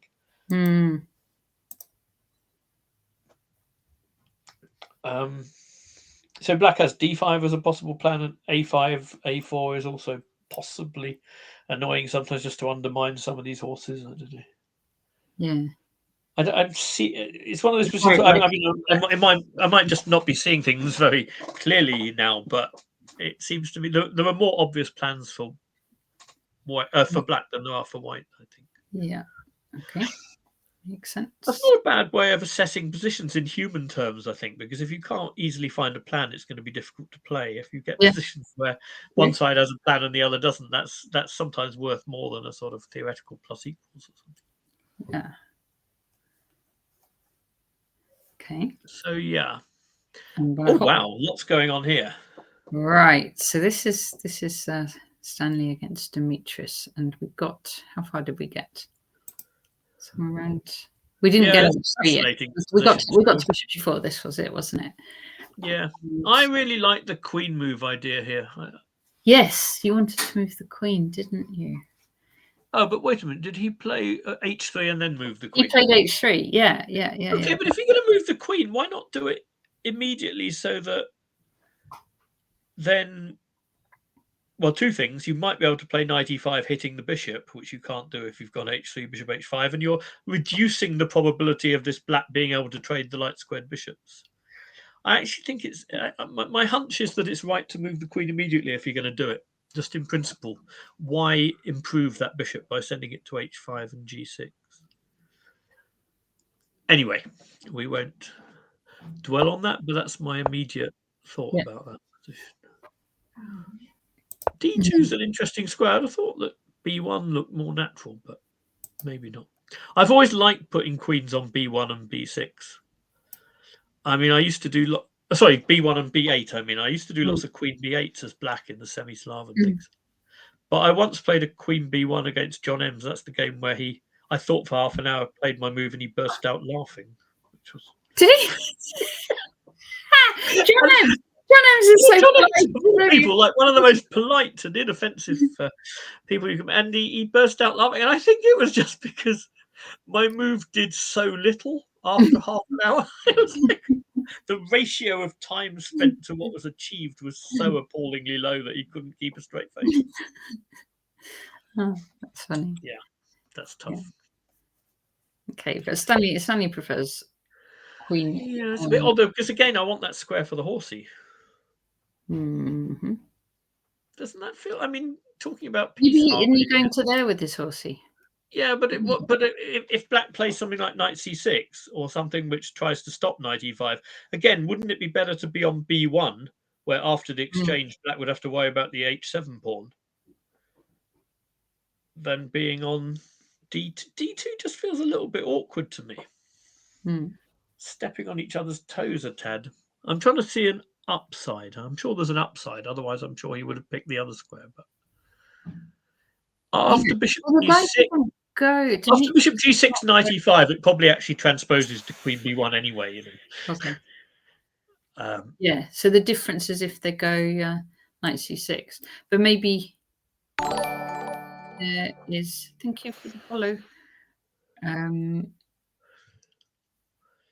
They'll do something different at this point. Yeah, but again, if you want to do something different, I would want d2 for the horsey. I don't know. I mean, it's an interesting question. I mean, I seriously think doing it all without h3 would have been easier, but okay, yeah, we'll see now. But after bishop g6, it's going to return to what could have happened after queen d2 in this queen b1 in this version anyway. 95 takes. Yeah, now okay, and then queen c7. Yeah. Queen c7. Yeah, I mean, sometimes you challenge those kind of horses with knight fd7, but here I think you want that knight on f6 coming to e4. So it makes more sense to prepare knight c6 with queen c7. Yeah. Okay. So, yeah. F3. He is going for e4. Well, it's a sort of classic King's Indian move, isn't it? And it makes sense. Because the queen's moved away from this diagonal as well. So. But at the risk of sounding like a broken record, I'd rather have this with the h-pawn on h2 just because of the g3 square. You know, it's another argument against h3. It's just I don't really see why you want that extra. Now, there might, you know, all of these things can come out in the wash. There might be some position where you play e4, takes, and it's good news that black's knight can't use g4 or something. Yeah. You never know what might come. But in terms of structure, if you're playing f3, you would often want the pawn back on h2, defending g3, I think. Just keep that square covered. But okay, black's going knight c6 anyway, so I think the structure might... I see what he's doing. That's an interesting idea. Then at least, I mean, I'm not sure if I'm a huge fan of what he's doing, but it makes a lot more internal. There's a lot more sort of internal coherence if he's going knight g4. That's actually using h3 in a very intelligent way, which I hadn't thought of. Now at least I understand what he was after when he went h3, I think. Okay. Go queen g3. Oh, then you can just put something on. Block on f2. Yeah, but I mean, black would have to solve the problem with the knight on f6. Maybe I think he might just go king f1 and then bishop e1. Actually, I'm not even sure he'd bother to block because I think he wants. Yeah, he wants knight takes g4, h takes to threaten mate, which would be annoying for black. So I think black's next move makes a lot of sense as well. So knight d7. Yeah. Okay, but now Stanley's got much more pieces on the king side. Yeah, but black is going f5 to hit that knight, I think. F5, he's done it already. Yeah. Yeah, well, it makes sense from the point of view of trying to hinder white's e4 plan and just gaining space as well. Okay. So b5, and now white gets an e4. So he's, yeah, I wasn't sure that he was going b5 straight away rather than rook e8, but I guess if you're not stopping e4 anyway. Rook a e8 I wondered about, but no, I think maybe b5 makes, he's also giving, yeah, I don't know. I imagine Stanley was going to go ahead with e4 in any case. So. E5. Oh, wow, so he's just ignored it. He's ignoring the whole thing. That's very cheeky. Whether it's good or not depends on what they're about to do, I think. What they do next Or you can just take on d5. Completely critical. That's why ignoring him is radical, because it allows he takes d5. Now, you can see what black's aiming for. He's aiming for a position where he meets he takes d5 with knight e7, gets to take back on d5, and then white has an isolated d-pawn, a slightly shaky bishop, some not particularly beautiful on the light or dark squares after that, to be honest. And the knight on f2 is then nicely, you see how he's trying to control that knight on f2 with the f-pawn and the he can't move here. So you can, it's very easy to visualize what black's after. The question is whether what Stanley does next with takes and queen e2 seriously interferes with the plan. Everything that queen e2, everything this guy has done in the last few rounds suggests to me that he will have calculated this carefully, but yeah. So rook f7. So now he's threatening knight takes d5 with a very coherent, harmonious position, I think it's fair to say. Okay, so Stanley tries to throw a spanner. He's trying to stop that, and now knight f8. Knight f8. And one of the nice things about knight f8, I guess, if white now goes queen e5, then when black exchanges, white doesn't have... Which he's done. Then when black exchanges and takes on d5, white doesn't have an isolated d-pawn anymore, but he does have this passed pawn on e5 is beautifully blockaded by black's. Black's knights are sort of playing a textbooky role, whichever way round white does that. So we'll get into this endgame where black's queenside pawns are quite far advanced and supported by this. There'll be a knight on d5. By the way, I'm not 100% sure black's taking on e5.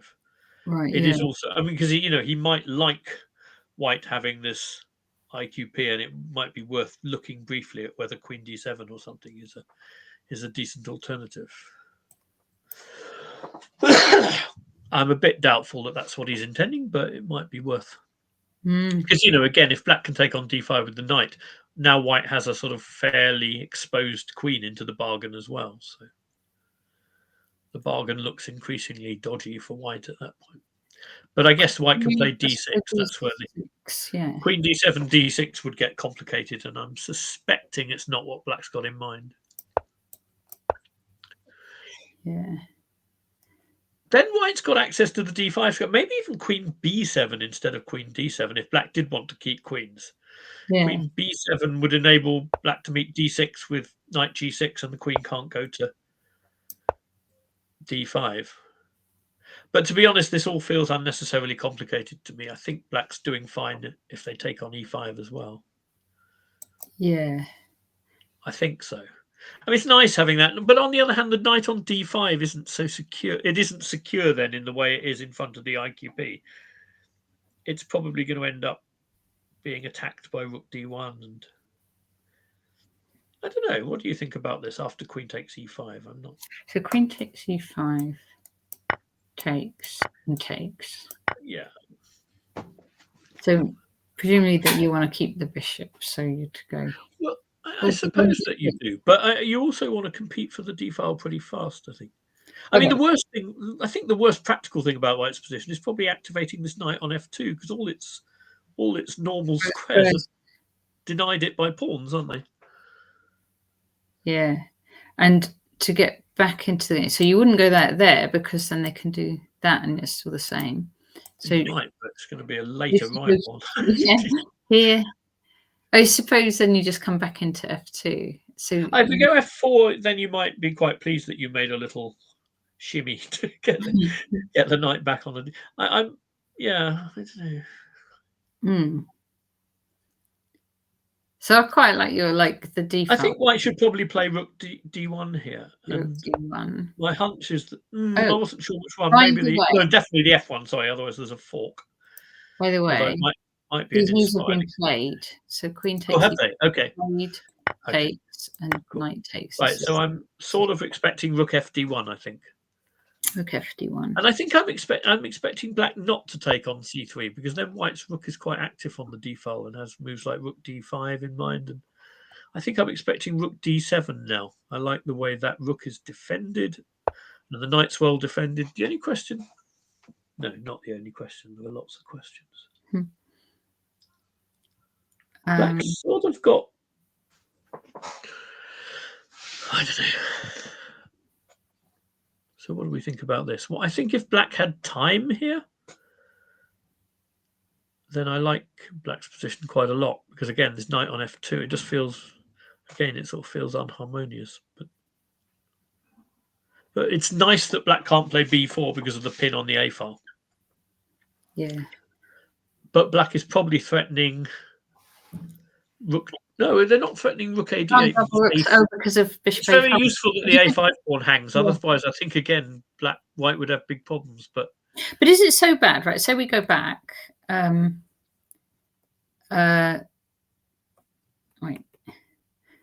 Is it so bad to just take on c? It's not so bad, but I'm sort of thinking that black should be trying to be better. And after knight takes c3, I think it's. I mean, the idea of rook d5 and stuff is just played. These are played. So I'll tell you what's played. This is the main line now. Has rook d7 just been played? It is what we thought. Yeah. That is what I was thinking. That's good. Okay. So now my question, I guess, is what's black's next move if. Yeah, well, how does either player proceed here? Because black would like to play rook a d8, but can't because of the a5 pawn.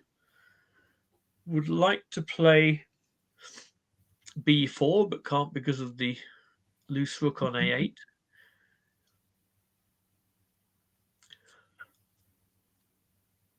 By the way, if I noticed if white plays rook d2, they lose a piece. Please wait. Sorry.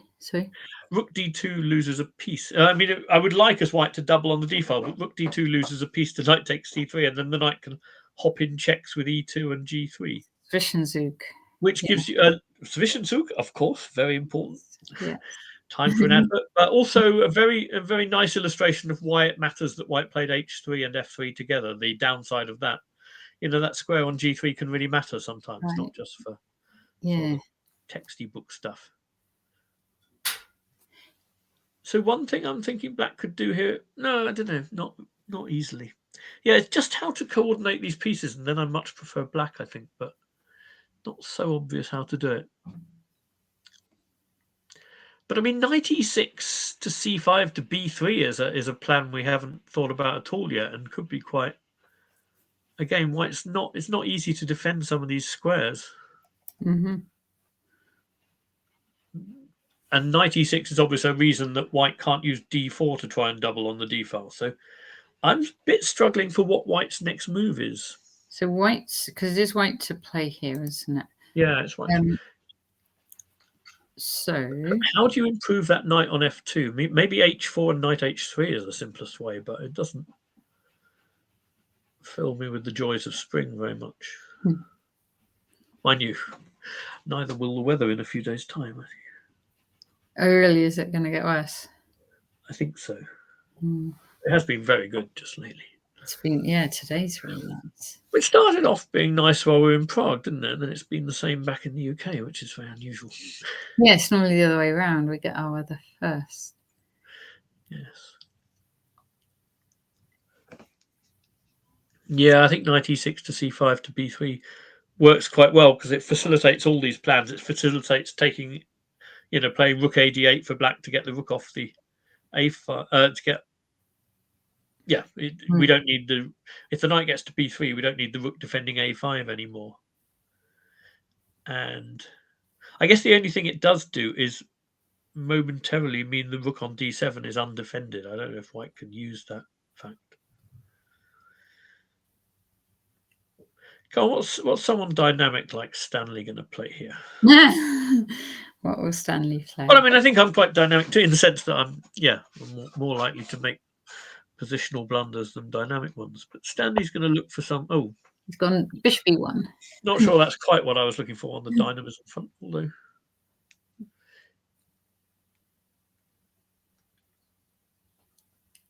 Maybe that's actually a preparation to play rook d2 without the tactic. To play which one? Well, to play the rook d2 I mentioned, which lost a piece. Yeah. Maybe that's just to try and double on the d file without running into knight takes c3. But I would take that as confirmation that black is doing quite well, I think. So if what's Stan's idea? If black goes well, then I guess you could try. Oh, you're too slow even to.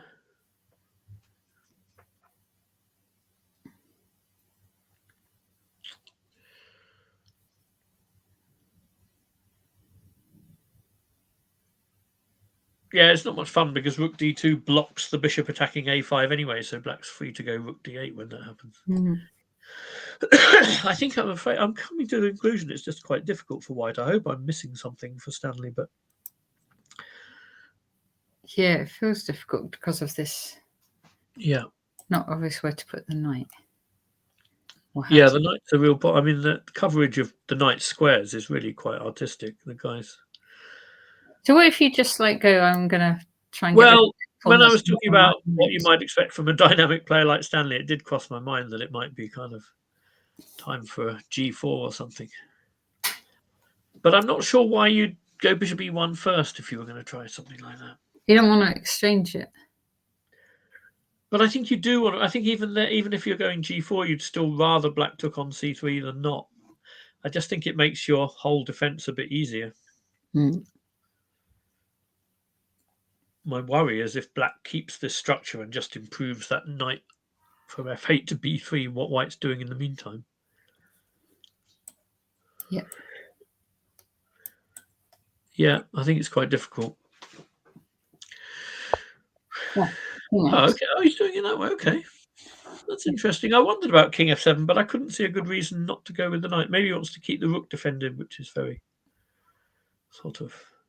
So you're just going to try and come up and go king e6 and then take on e5. I wonder if white might have had the idea of playing rook c1 and a4 just to try and, mess with the structure. Oh, yeah. Yeah. Oh, but wait. If black had gone knight e6, rook c1, knight c5, he'd have been in time to deal with that anyway.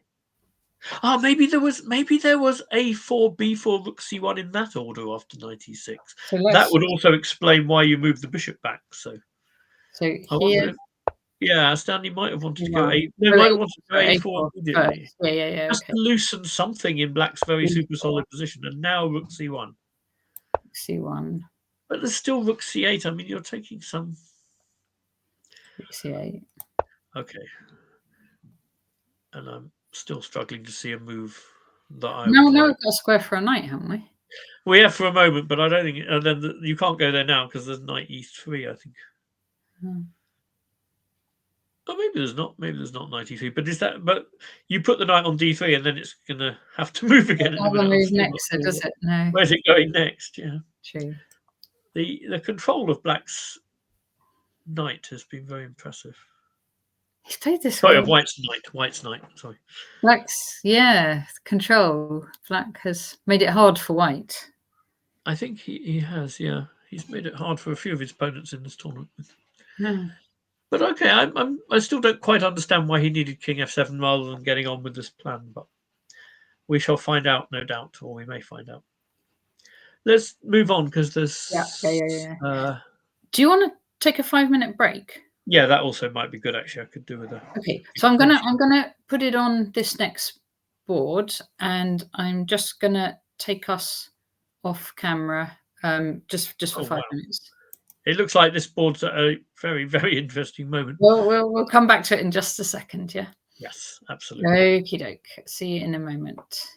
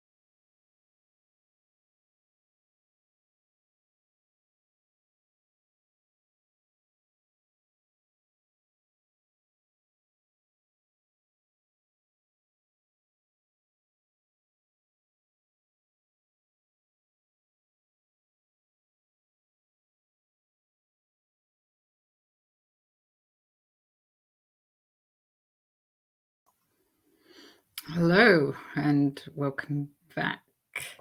We're gonna have a look at this one, Marcus Harvey's game, and I'm just going to go there now. So we looked at this before, where we got up to somewhere both sides had castled, and Black had played the e5 move. Okay, I'm going to just wait a moment for Peter. In the meantime, I'm going to show off my Arsenal mug here. This is my Arsenal mug. And this is for Loz Cooper, who is the organizer of the tournament, because I know he's a big Arsenal supporter. So cheers, Lawrence. I can see Peter's here now. Hello, Peter. Hi. So I was getting back to, I was showing off my Arsenal mug, actually. I'm going to show you my Arsenal mug. Okay. That was when, because you know, the London Chess Classic was held in the Emirates Stadium. And so I went round did a little tour of the stadium and got an Arsenal mug. So I'm very pleased with it.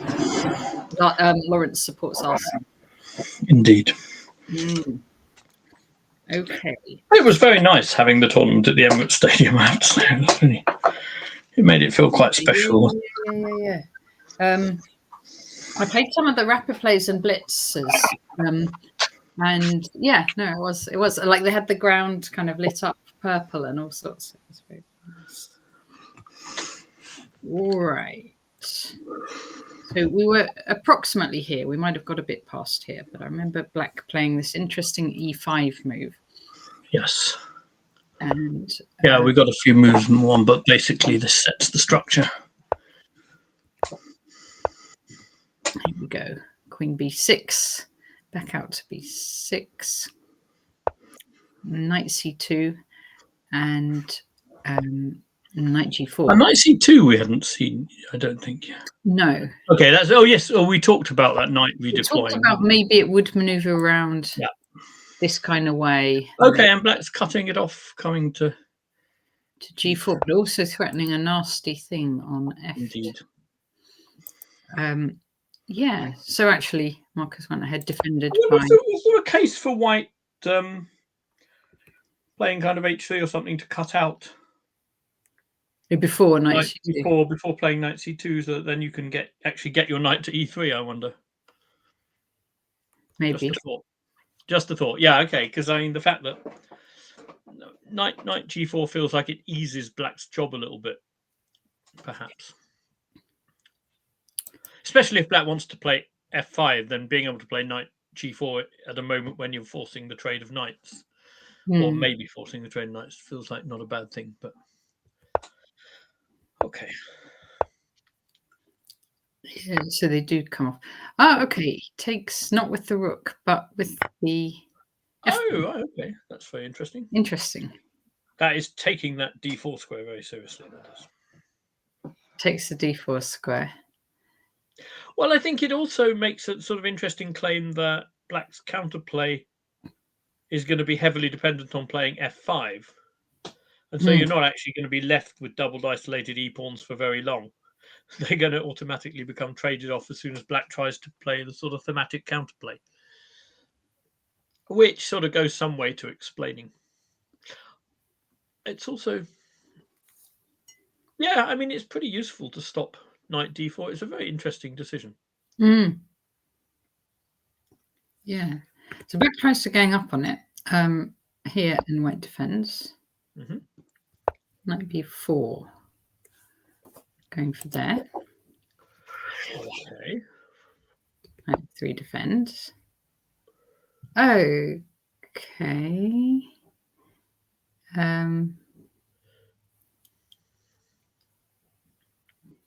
There's a sort of, we were talking about doing the two pieces for the rook and the pawn. You could do that in this position with bishop. Oh, I see. e3. Yes. Well, the plus side would be that from the point of view of the guy ending up with the extra rook, at least the queens are being exchanged, which tends to be part of the equation. But other than that, it's not really leaving. It's not leaving white with any particular weaknesses. It's only one pawn. Yeah, I don't think it's worth it. No. No, I don't think it's a good So one. the move we're looking at is sort of here, swapping off, and then knight c2 at the end. But we don't think it's that good. But black plays f5. We would have been surprised if that had happened. Yes. I think that this might. I think knight b4 and f5 combined might be a sort of. I don't know if it's a tactical mishap, but I imagine that what's about to happen. Oh, I don't know.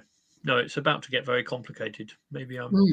It's about to completely blow up this position. So my first thought when I saw what had happened, that white had taken and gone c5, I thought that this was something that Marcus was going to be very happy about.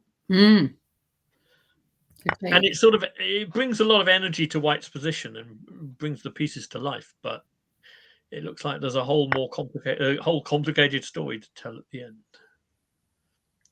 Well, as you say, the e-pawns were undoubled almost immediately. Yeah, I kind of thought that was part of the justification for taking with the f-pawn. But okay, white's got c5 now, which sort of changes everything, right?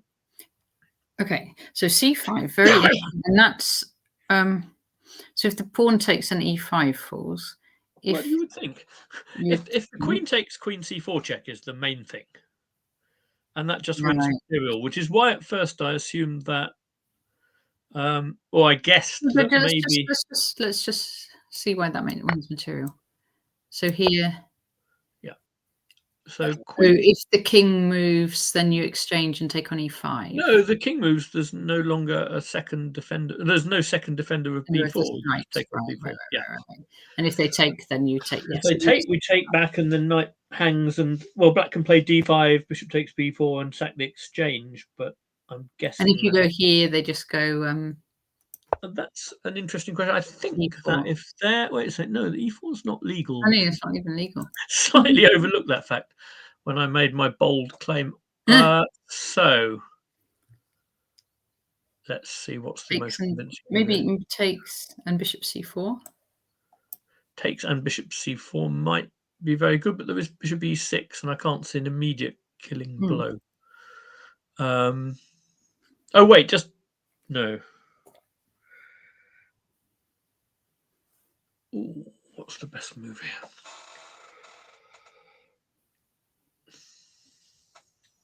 This white to play. Or maybe you just take on e5. You could, and you're threatening e4, but e3 is sort of hanging as well. You can take and go bishop c4, forcing bishop e6, and then take on e5. But even then, that's probably a bit better for white. But it doesn't. I thought there was I thought it was completely impossible to take on c5 with the queen, but maybe it is possible. Yeah, I've got a feeling there's something we're overlooking. You can take on e5 straight away. You can.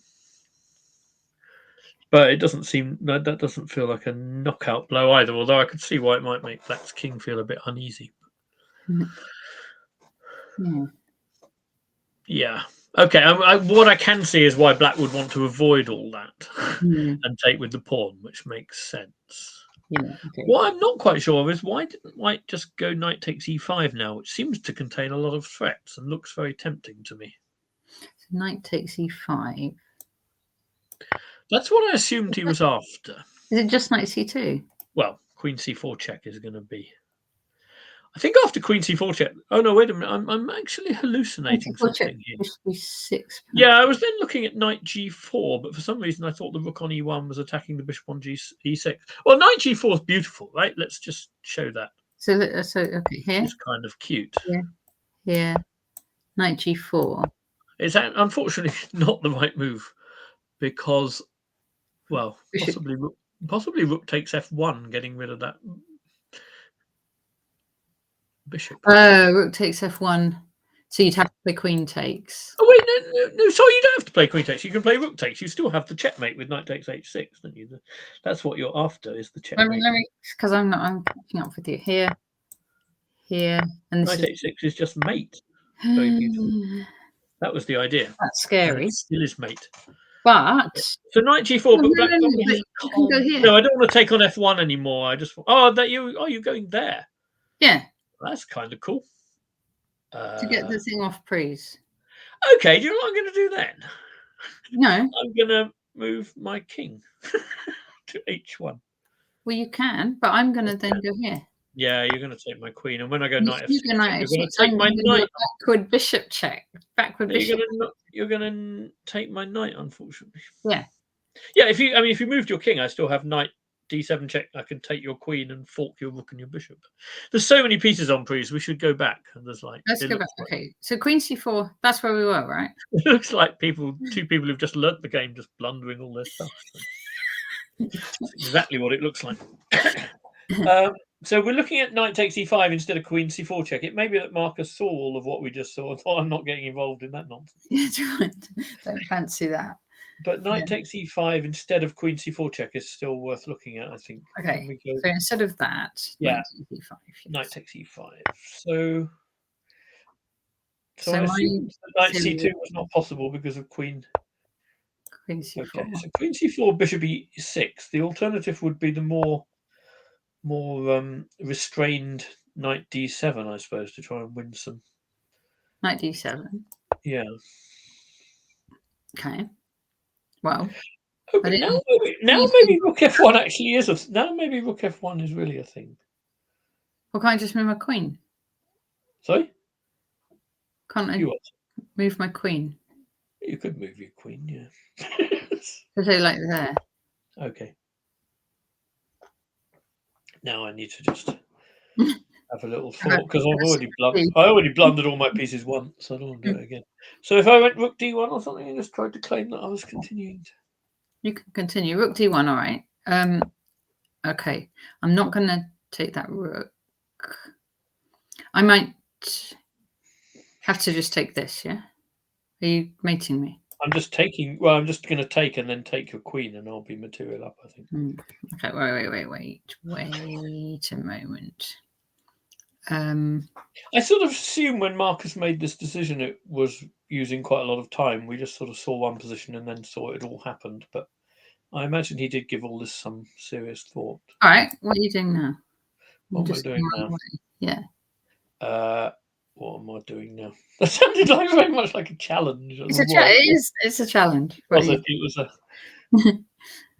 was a kind of what are you on about kind of I don't know what I'm going to do. I'm going to start by trying not to lose my queen this time, I guess. Okay. Do you agree that's a good start? I think it's a good ambition. Cheeky.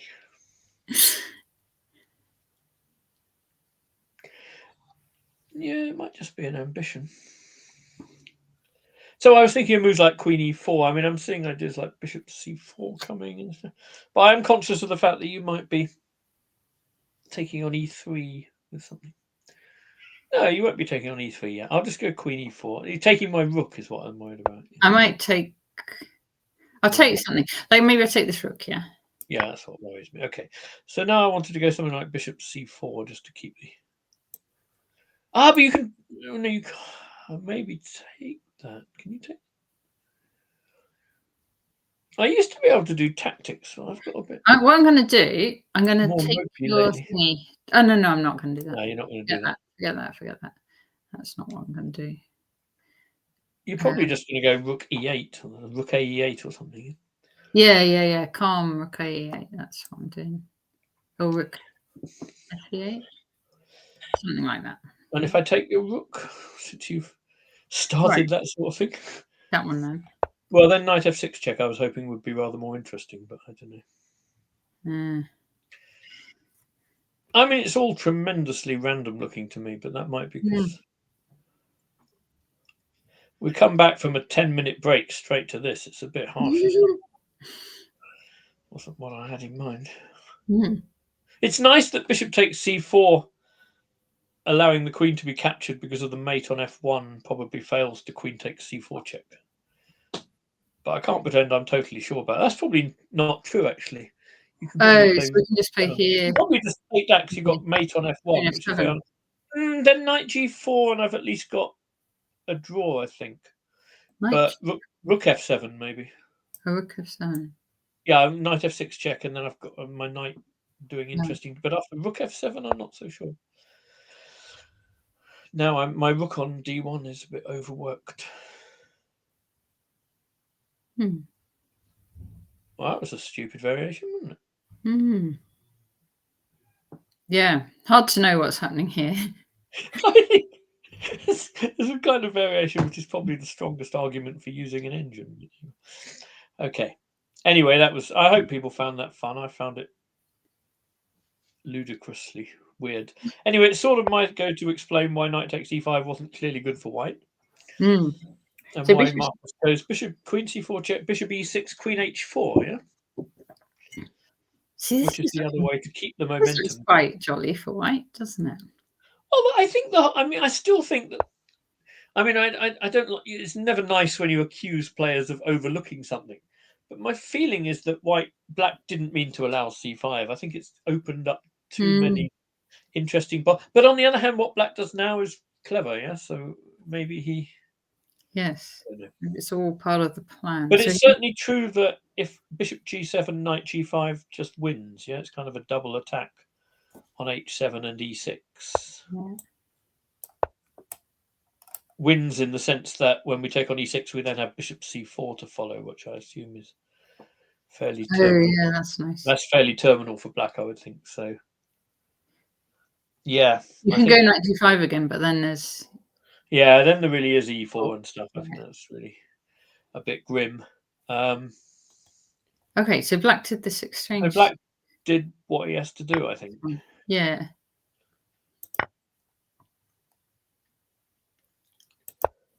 Yeah, I think I would be willing to say at this point that this isn't what black intended, and that c5 was probably a shot that he underestimated. Yeah, black's still threatening this. Yeah, no, it's not. I mean, it's not sort of so bad for black that I can say that with total certainty. But I really don't think this feels like full compensation for an exchange. No. And being a huge fan of exchange sacks, my inclination is to like them if I can. But so Marcus took this knight off, actually. Yeah, I was just starting to think about alternatives, and a2 drops if you go rook c1, so it makes sense, I think, to take that off. And did black take with no? He took with the c pawn. I was wondering if he might take with the queen just to prevent the bishops being exchanged. But again, that doesn't feel like plan A. So, but exchanging the bishops now, it feels like there really isn't that much. It looks good for the rook now, doesn't it? Well, black has a pawn, but the bishop isn't even. Oh, the bishop's no great shakes, I say, and then black takes measures to improve it. But that's giving back the pawn. So that definitely, none of this feels like what was black's plan A, does it? Really? Check. King h8. So now there's a move to defend this pawn. Yeah, although you'd be tempted to look at rook d1, bishop takes b2, rook d7 or something as well. Give it back in order to mobilize everything very quickly would be on. Maybe he should. Now you say it. Maybe he should just do this. Well, that feels like it would be on white's radar, right? Because he didn't actually play that way though. He defended. Did he not? It could also be. Okay. It could also be that there's some. Black can hit another pawn with a rook f8 or something, which takes you the wind out of that idea a bit. I don't know. It looks nice to me, though, what you said. Rook d1, rook f8 would probably be the... Yeah. Oh, you think rook f8? I think rook d1, then rook f8 immediately, just to sort of hit the f pawn as a bit of variety. And you're still threatening b2, and rook d7 is less very... Well, there's no queen f7 coming in anymore. No, but if you... Okay. I was thinking if you take that, there might be some queen, but then you just go back. There might, but it doesn't feel sort of obviously terminal. Although, there certainly are ideas for white there. I mean, my gut is not to go rook e2 unless I have to. But on the other hand, that's the sort of move I'm less good at playing when it is a good move. So I'm always trying to be active rather than defend things, whereas defending things is a skill in itself. Yeah, and I guess he's going to come to there, say, later. Yeah, he's going to go there next, which is why you would consider going rook d8 or rook f8. So rook e8, he went... Oh, rook e8, okay, so he's continuing, assuming that... And Okay. So the pawn is immune because of queen c8 check, which is good. Or indeed takes and queen c8 check, which mates in a couple of moves. yeah, So, okay, very good. And so black plays h5. Okay, that makes sense. But this really does feel like a very good chance for Marcus to come back and nice. win a game in the tournament, which he really. Oh, Marcus. Okay. Yeah. Well, let's see. I don't nothing against Filip, obviously. No, obviously not. Yes, but that would be good. Okay, fine. So that's that one. Looking. Yep, very, very cool. Let's see this one. 1 sec, sorry. I need mum and dad passport. Sorry, I just have a domestic duty here. Want to say hello? You want to say hello? Oh, come into the shop and say hello. Hi. Hello. Hello. Say hello, everybody. It's Freya. Hello, Freya. Yeah, to say hello. Nice to meet You you. wanted my passport and mummy's. Yeah. Oops, that is not it. Look after Sorry. those passports, Freya. She's after our passport. I think she's gonna run off. No, run off with them. Yeah. Is that not the plan? Mum needed them. Mum needed them. That's a good. Because she's doing the Doing your passport. Yeah. Yeah. Okay, I can't find. She said it was in the Okay. thing. That if it's that, then that's great. Yeah. Well done. Okay. See you, pups. Oh well, that was nice. We found the passports. That's good. Cool. Well, now this one. So we saw it. They hadn't played f6 yet, had they? It was like here G4. This. G4 Yeah, it was G4. I was trying to understand the. Yeah, and then he went F4 and X. So maybe it was all nothing. Yeah. Right? It was all transposing kind of thing. F6. Which we. Oh wow! Okay. Not. Yeah. Okay. And so this was we were seeing a Caracan from Ameet, and Matthieu was playing advanced variation like he has earlier in the tournament. So we got 93 now. Takes. This is where I said I assume there's no knight takes e5 and bishop c5 with problems on pinning the knight. I sort of still assume that's the case, but yeah, knight g2 coming in to f4 probably. 4 yeah. And then the g5 you were talking about. G5. Yeah, I think this looks like quite a good version of the g5 to me. So I said it doesn't look like black's opening the f file. That might have been a bit of I sort of hadn't really taken I wasn't taking very seriously the idea of black castling queenside, which maybe I should have been. It turns into one of those things like you get in the King's Indian sometimes, where each player is going to end up sort of throwing pawns forward on the side where they put their king. But particularly black on the queen side, throwing all those pawns forward on the queen side and then castling there. You definitely get that sort of thing sometimes in the King's Indian. Well, it's not clear how white can get at the king, like behind those. No, it's not exactly. Yeah, sometimes they present quite a good shield. It's also not entirely clear to me here how white's proceeding on the king side either. I mean, this is the best advanced caro position for black I've seen in the tournament. I think not that is the highest of bars, but I think this is the best. Ameet has cracked it. I think he may have cracked it for the second time, because actually the game in which he sacked the exchange was quite a. That was Ameet, was it? No, that was Marcus. Okay, Ameet has cracked it as well. Yeah, they've both finally cracked it, but knight f3. So white is trying to play h4. That much makes sense, but there's again, it's white trying to advance his pawns on the side where the king is. So there are some potential king safety issues as well when you get that advance in. Yeah, a4 closing up. Oh wow, that's okay. Closing up the queen side permanent. Well, if you look at it from white's point of view, the moment where black plays a4, having it clarifies for you where the king is going. There's no other rationale for that move than that the king is headed over to the queen side. So it may be a good move, but it gives white information. That's for sure. Well, it's okay because he goes ahead and does it the next move. He does it the next move anyway. Yeah, it's not a very long-term piece of information. Yeah, but I still, I find it easier to see.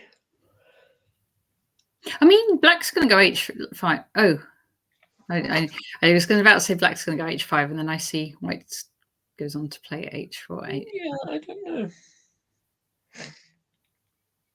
I mean, knight a5 to b3 leaves that rook. That could be a threat to that rook, which pretty much requires white to play queen e1, whether he needed it for h4 or not.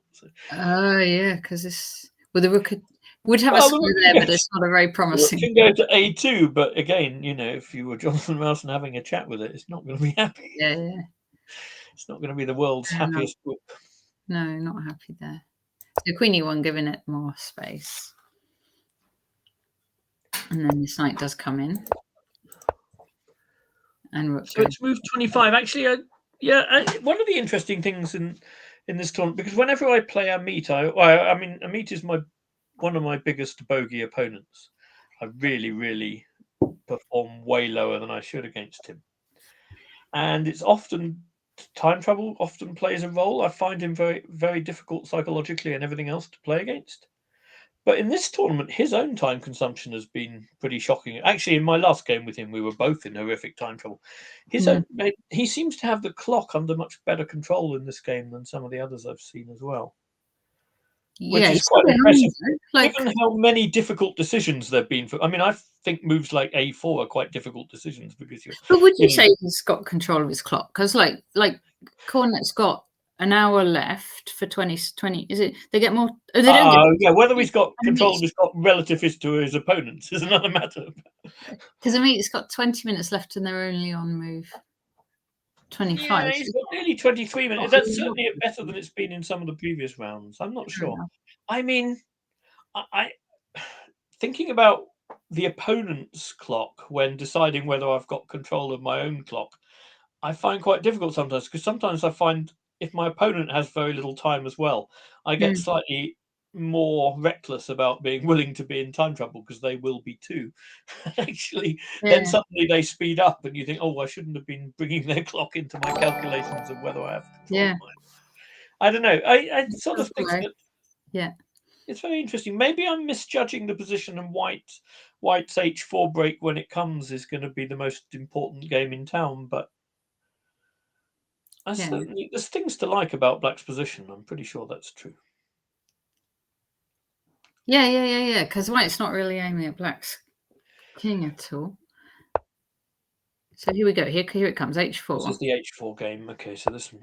And H5. Oh, closing it up. He just closed. Oh, everything's closed up now. Okay. Yeah. So is this just aiming for a draw then, with everything closing up? Perhaps.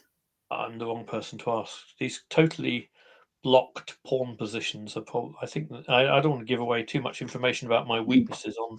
But you hate them. On the commentary, but I really think is chat. This is Matthieu Cornette against Ameet Ghasi. So it's the final round of the Wood Green Invitational Norm event.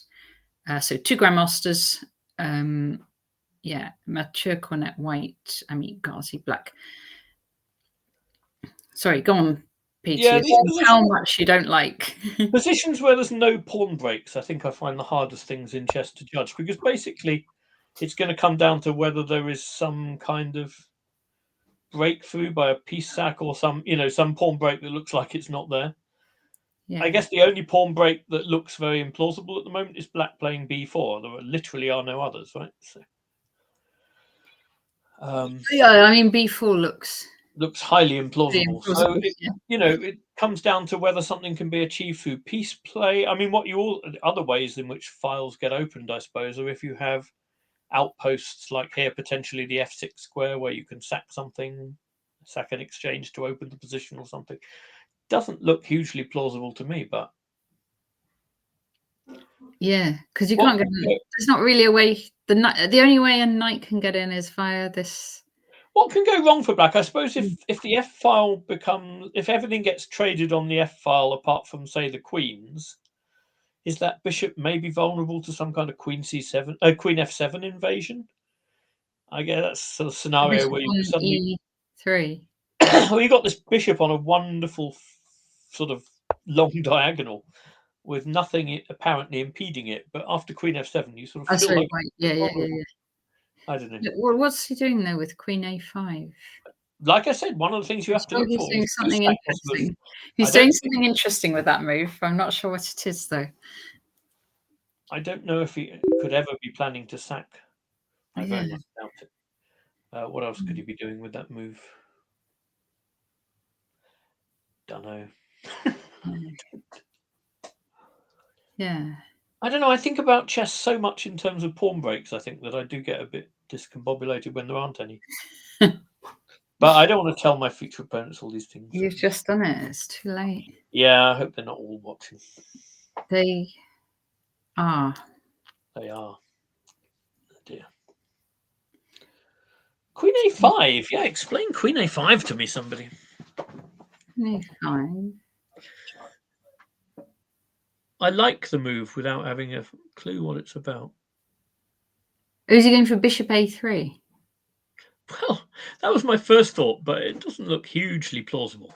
Like Bishop on E3 is very well got. It possibly is. I mean, but the thing is, in a position like this, you don't even need to so much be intending it. You just need to give your opponent something to worry about. I guess. Yeah, you can just fake it, can't you? And yeah. hope they worry about it.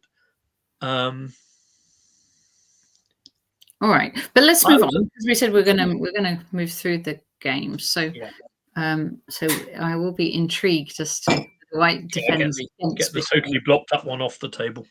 Yeah. Okay. So let's go back. So Supratit against. Oh, good. Somebody's done something I said. That's always encouraging. Ah, yeah. Where were we before? We were about Rook Fe1, which I didn't fully like. Bishop B7 by black. We were about there, I think. Yeah. Yeah, we were exactly there. Okay. Queen F2. Well, that puts paid to my A5 idea, probably. Amongst A5, other things. Just Bishop B6 and take it. Yeah. So Bishop A8. So that makes sense because he's trying to.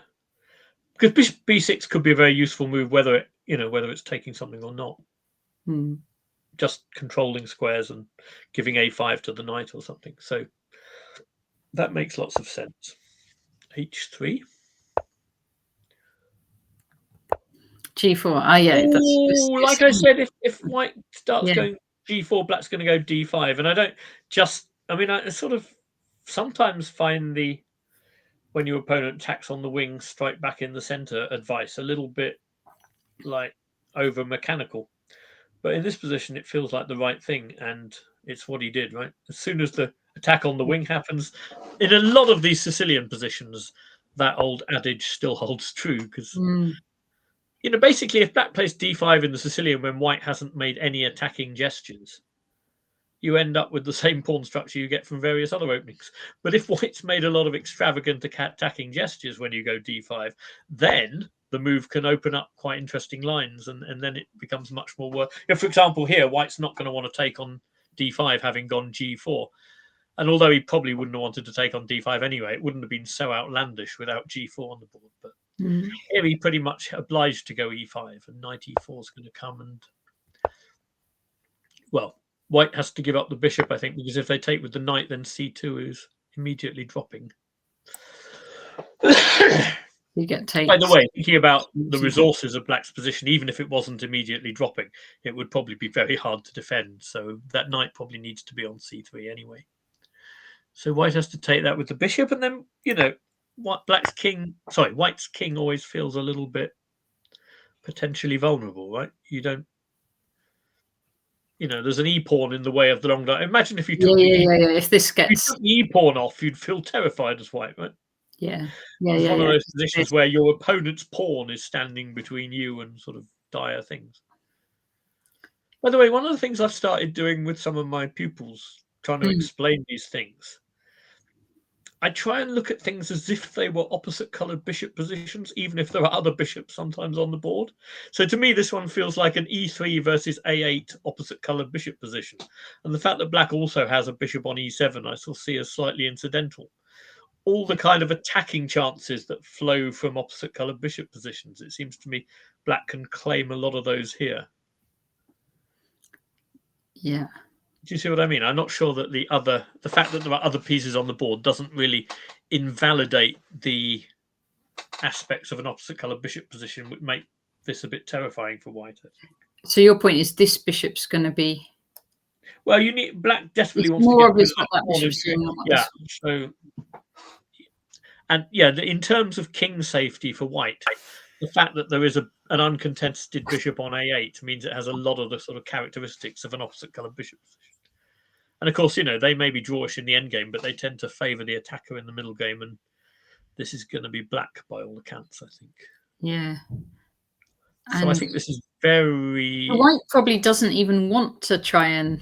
I think white doesn't want to try and win that pawn at all. No, I think want to win that one. Yeah, if you want to win a pawn, not that one. I think strategically, you probably want to, as white, you probably want to, if you could, you want to do it twice, wouldn't you? And F6. Yeah, but I think then you're, the e-pawn's probably too weak to sustain it. Yeah. Or to engineer it. But I would reckon that's what you want to do. Maybe. The other thing you could try and do is exchange dark squared bishops and then try and use squares like d6 for your rook. But at the moment, if you played bishop c5, you might run into a pawn sack with e3 and then all those long diagonal pawns. That's what I was thinking, because this is at least blocking. Yeah. Or, black could also just, at the moment, could just win a pawn by taking on c5 and taking on c2, which would also... So the things I think white would like to do are pretty hard to do here. Yeah. So I'm not quite sure how he's going to proceed. Knight d4, that's probably quite sensible, because that... Centralizes it. Yes.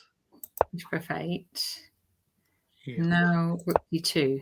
So he's defending. He's consolidating c2. I think that's probably, I can't think of a better plan. Looks wise, doesn't it?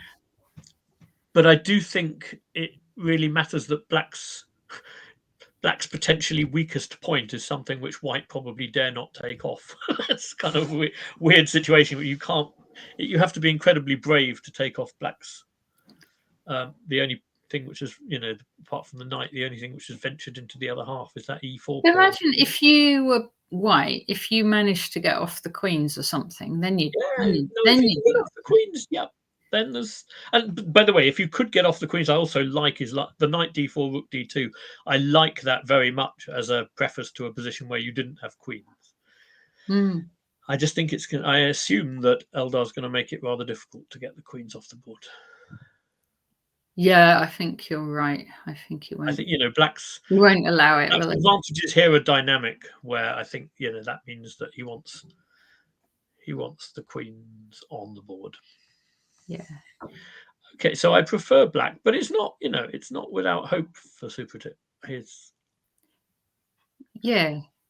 So if you were black, because we've looked at kind of what we might try and do as white. If you're black, that's interesting. I mean, I think the last move, bishop f8, gives us a clue to the fact that he's intending to do some quiet piece improvement before he hits on a very clear strategy for breaking through.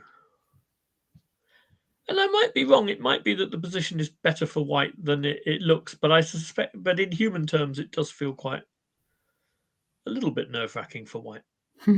But yeah, the saving grace may be the difficulty of finding a very clear plan for black. That's quite often. I mean, there's so many positions these days which are quite nice for one player, but when it comes to finding a way to break through, I had a position a couple of years ago, incredibly frustrating, where the engine said that I was kind of in the game. I didn't find the right plan and just fizzled out to a draw. I put it on the engine. The engine says 1.5 advantage. That's pretty significant, right? And I leave it on the engine for a while, and it basically fails to come up with a plan.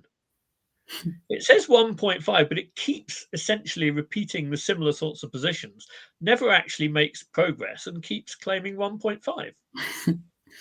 And that's sort of unbelievably frustrating. I mean, I was sort of desperately trying to use human thinking to find a plan as well, but essentially failing. It's one of those positions that just looked nice, but everything I tried to do seemed to have a downside, and I basically came to the conclusion the engine agreed that there was no plan without a downside. It just didn't want to admit that it wasn't 1.5.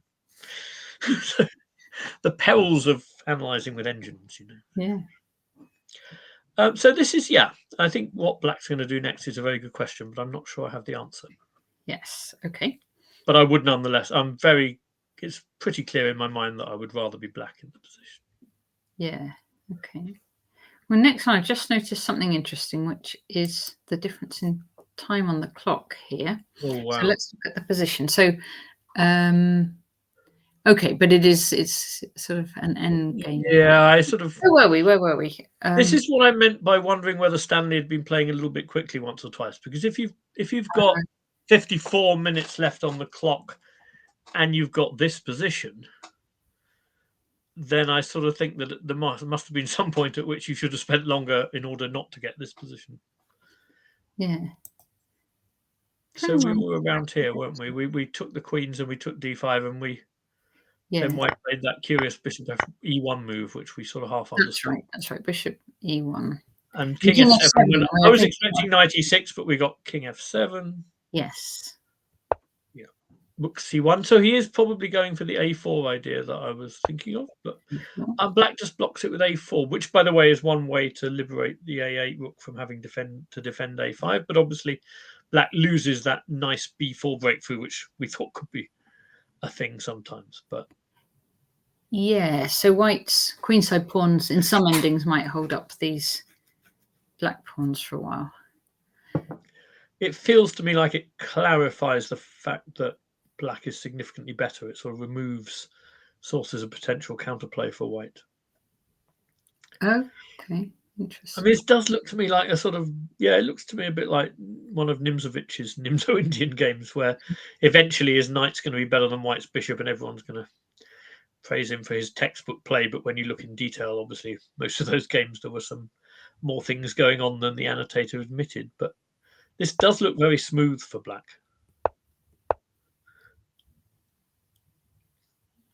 He's going to try and go F. So he has done that rook d2 thing, which I do think might have been part of what bishop e1 was about. Do you remember when rook d2 lost a piece with the bishop on c3?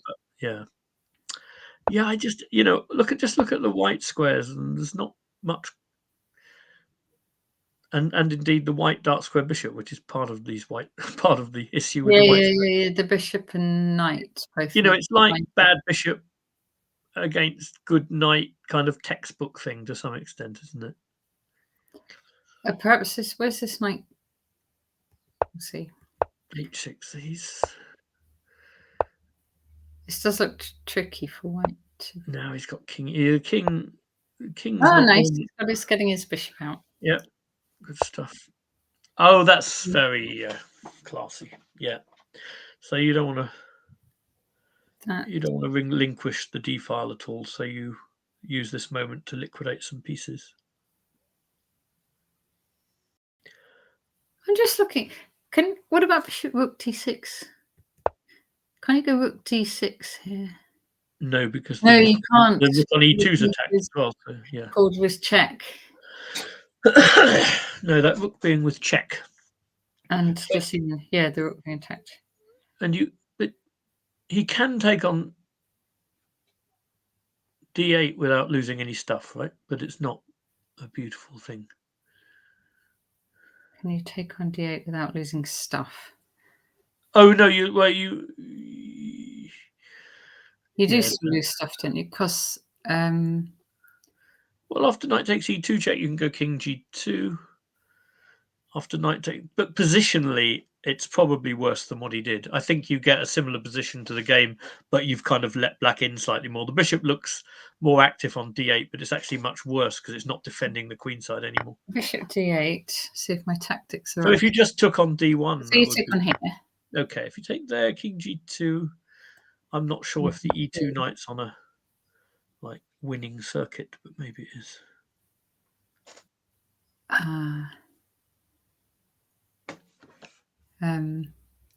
You'd have to take this one as well, wouldn't you? You wouldn't have to. You could play knight d3 or something, but yeah. And then this one. Oh, you are winning a pawn.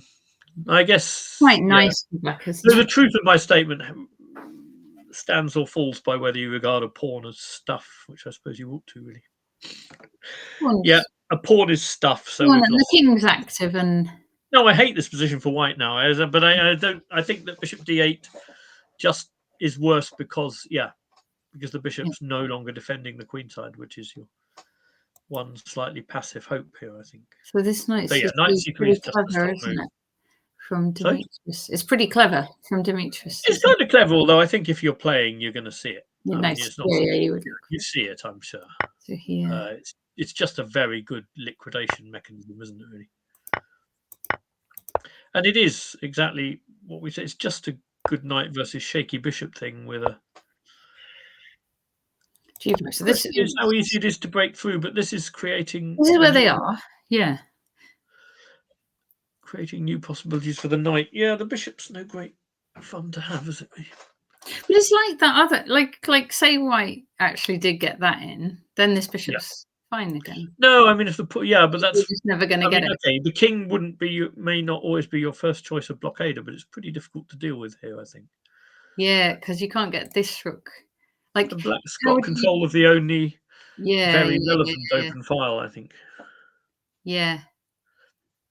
Yeah. G5 is nice because if White's rook wanders too far from E2, then things like G4 might prize open some more squares for the knight, I guess. So all right, let's just watch. So here. So say you try to get around that way and trying to go. Yeah. Okay. Let's say. So what's the best way to do this?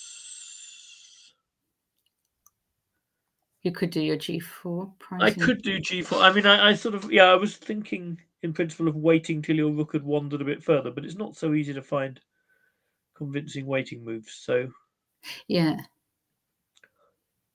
No, let's go G4. I'm not sure if that's what I would do, but I can see the virtues of it. Okay. And so the problem is this knight will come into there, which will be strong. So maybe you take. Yeah. So that, and I'll take. And then you can pick White can pick a file to attack them. So maybe like just say you do this. Yeah, I'm wondering if just sitting there makes it harder for me because actually then I can't go knight E4, and if I try to go king somewhere, you can flick in E6 and have some counterplays. So maybe that's a good moment to just wait. Actually. Okay. If you just went rook E2, I'm not sure what my next move is. Okay. But I guess it might be rook D1. Just take advantage of your rook not being there anymore. Yeah. And then I guess I'm going to have knight D3 to attack. Still not. I'll go this way. Yeah. Okay.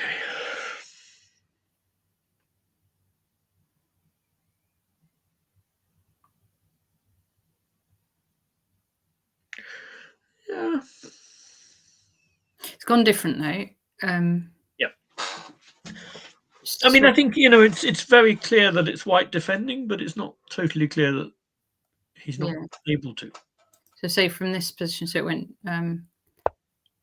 G5 take, and then bishop D2 actually. Stanley went. Okay, well that's. I mean, okay, so he's kind of saying I don't think G4. Yeah, I think G4, as we saw, has some downside in that. Although it's an attempt to try and control the E4 square, the rook is covering it quite adequately for the moment. So maybe he actually thought G4 was worth trying to force rather than leaving black with the option. Yeah. And if he's trying to force it, my guess is he's probably about to succeed, yeah? Yeah, so Chess Parrot, this game is Stanley Badasconyi against Dimitris Alexakis. And so this is the last round of the Wood Green Invitational Norm Tournament. And do you think that Alexakis is just the DM norm? Yeah. I'm guessing the names are quite small for people to try and read on there. Yeah, I don't. The names are at the top of the bottom of the board, but no, it's true, but it's I don't know how to make them any bigger. No, I don't think there's a way on Lead Chess as far as I know, but. If you right-click, can you magnify image, or does that not happen on here? I can click on it, and there he is. There's all his. No. I mean, can you just right? Can you right-click on the screen and then magnify image? Is that possible? I don't. Not as far as I know. Somewhere neutral.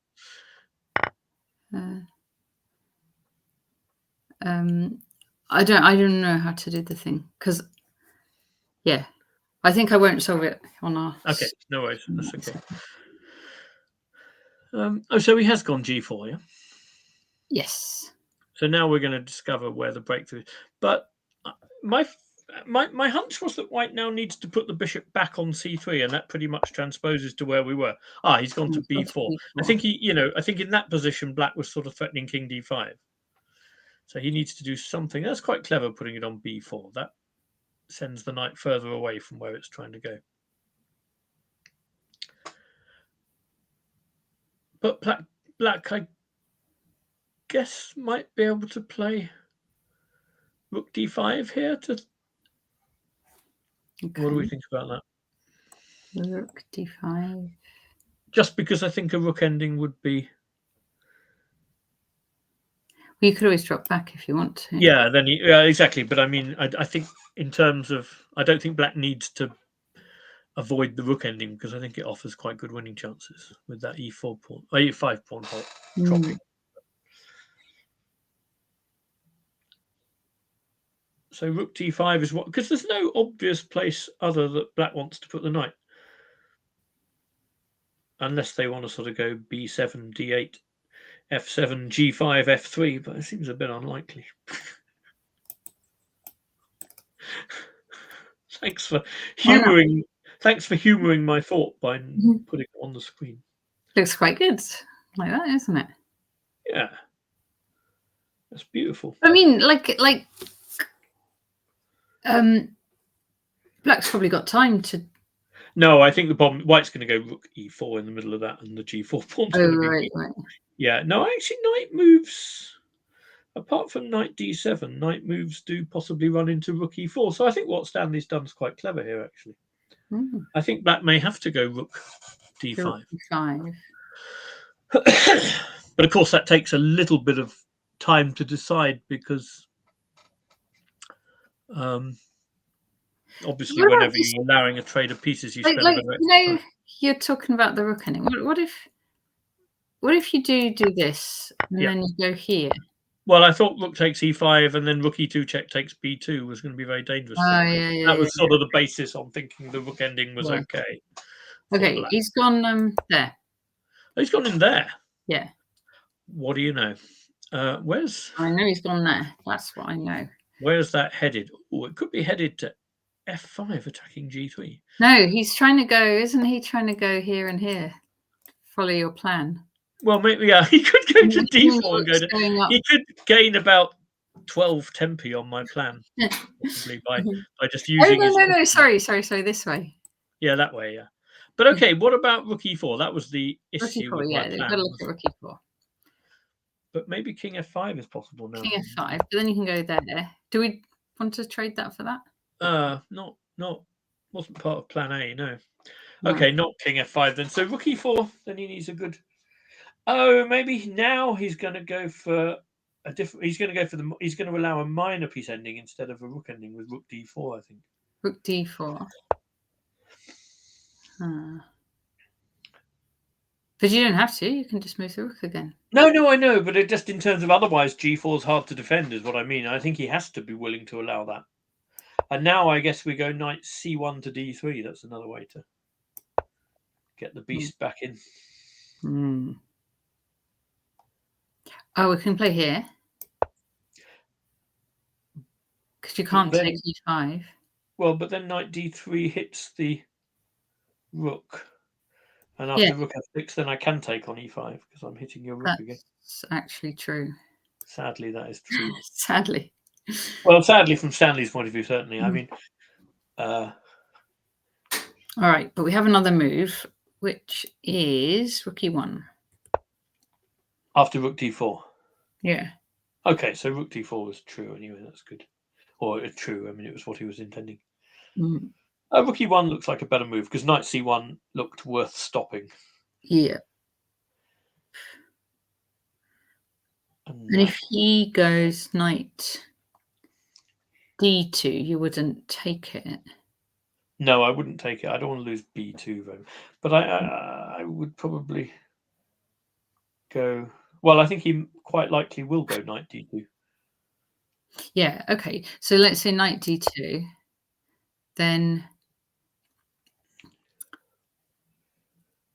perhaps bishop back to c3. Well, Rook d1, knight f3 helps black, probably, yeah. I think. Yeah, but maybe the good thing for black about this position seems to be that you would think that if you were white, you were looking somehow to trade some pieces to ease the pressure. But all of the trades seem to work quite well for black at the moment. The rook endings and the minor piece endings are both quite good.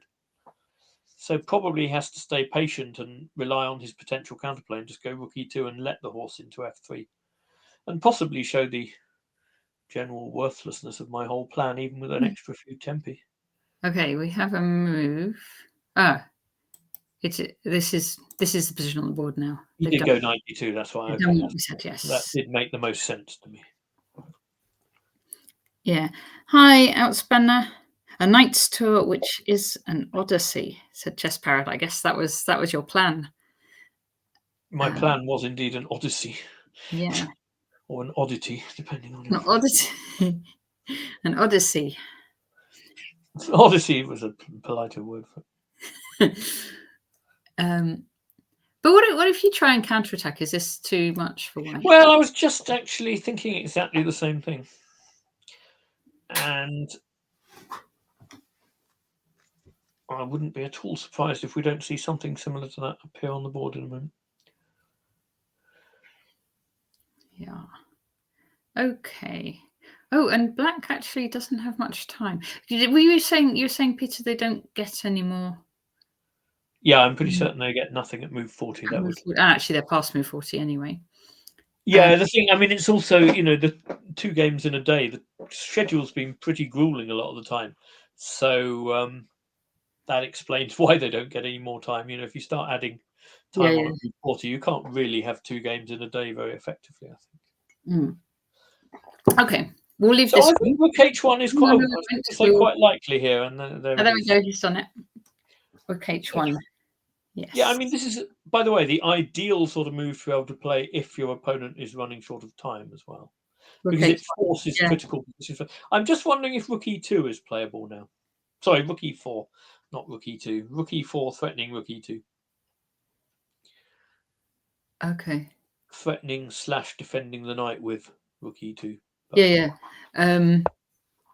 Okay. I don't need to answer your question. It didn't look like plan A anyway, but that's probably a more thematic. This is quite. That might be annoying, mightn't it? It's quite a nice bit of organisation to do this level of organisation, but he can swap e5 for b5 now, which right. By some measures feels like. So if king takes here, and we take, then we here. Then we take. The problem is that g3 is super weak, and I'm not quite sure yet how you come back and defend it. This is mainline. This has happened. Yeah. So he's going to take d5, and we're going to see rook d3 at the end of this, I think. And the question will be how you defend g3. Stanley's g pawn is our worry.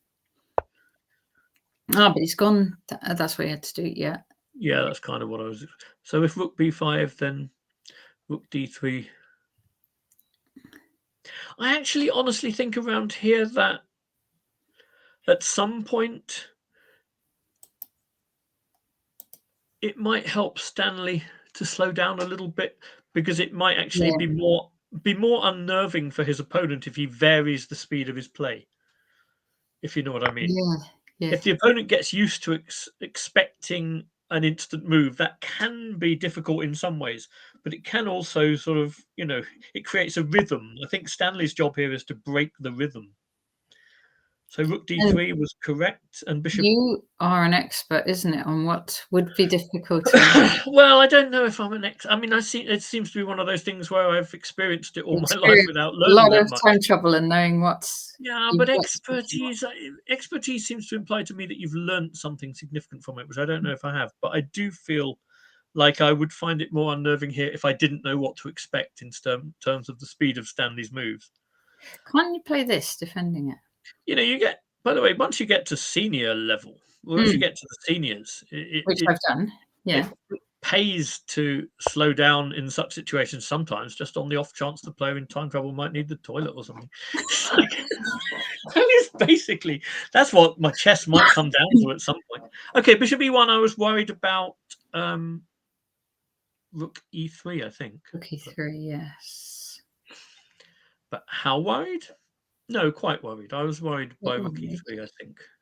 So, oh yeah, I was going to say what about bishop f2, but you just go rook e2 and win my piece. So that Yeah, that's the bit I did have covered. I knew that. I was trying to analyze king f1, knight takes g3 check. That's much harder to get a grip. Oh my goodness, none of that has happened. happening, but it's not at all. Rook b3. B3 is very odd to me. I wasn't expecting that. I thought that rook e3 was nastier for white. But rook e3 now. Well, but then I think it must benefit white slightly that the rook is attacking a4 and c4. There will be variations where that helps, I think. Okay. Whereas, so I think this must imply that, they're off. So is this just a draw now? No, I wouldn't say that. I'd say it's still quite unpleasant for white to defend because black's king can come straight into d3, I think. Okay. Because white can't play a pawn ending. He can't put the bishop on c. If you take, assuming he takes back on b4 with the bishop, he might take back with the pawn. I haven't had time to, and then c3 might win immediately. It does. Yeah, it wins absolutely immediately if you take with the pawn. Yeah. Sticking with the bishop. Yeah, no, I'm sure that c3 was just winning. Whereas now, king d5 to d4 to d3. I mean, if black was right that this is white's only defense and the king can get to d3, then maybe this was a very good decision. Yeah. It also makes black's play probably easier in time trouble. Yeah. Much less chance of blundering, much more chance to choose when you make the breakthrough and that sort of thing. The only question would be if it's not actually winning, but it feels like... He's got to activate this king somehow, I think. Yeah, but it's tied to that g3 pawn, which is why the knight on e4 was such a good maneuver, really. Yeah. I don't even know what to look at for white here. But for black, I guess we go king d5 to d3, that much. I mean, the pawn ending after bishop c3 is clearly losing because black's king is such a dude. So it's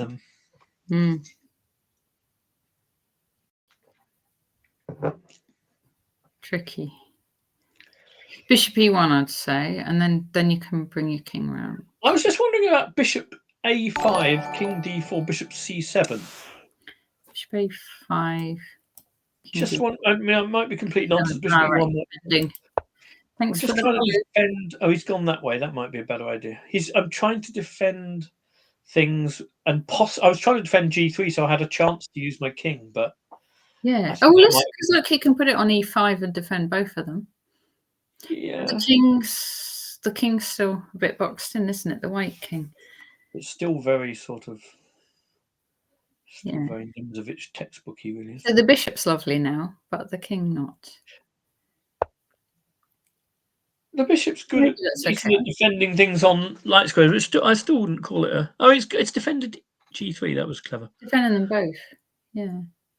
But now, like if they go king e2, if Alexakis goes king e2, white's king's a bit...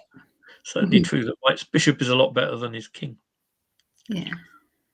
But okay, black needs still to find the breakthrough. Well, I mean, one thing is you just could play king c2 attacking b2 and then maneuver the knight to d3 and take it off. And you probably only have to do minimal counting to see that you're going to be first in that race. Yep. But after king c2, white could try bishop d4 maybe to stop the knight going to c5 or whatever. It doesn't feel like that's going to hold black back for very long.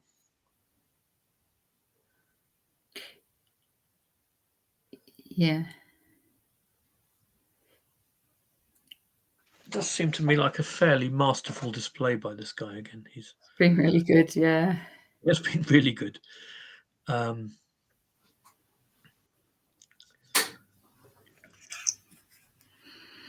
Okay. Although I do think when I said earlier that sometimes people are badly affected when they make the norm, then they play badly the next game. It also can be that you've you've got the freedom of knowing you're at least equal first in the tournament. Everything's gone well for you. It may just be an opportunity to play with great freedom and no nerves. So, knight c5 to d3 looks pretty hard to meet to me, but there may be other ways.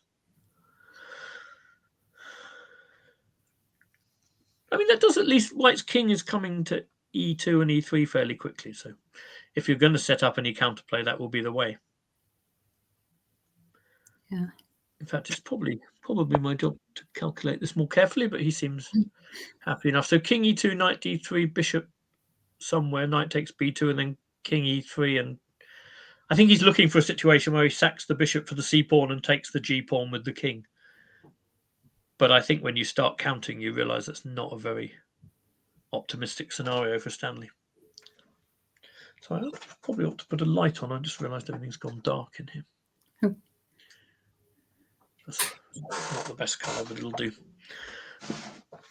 Okay. Yeah, no, it's a pretty nice technical display by Black. Yeah.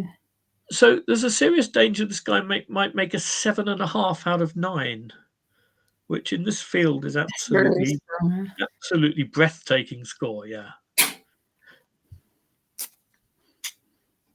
That reminds me of things like Morozevich at Lloyd's Bank Masters in the 1990s. I actually remember that tournament. Absurdly amazing scores people make occasionally.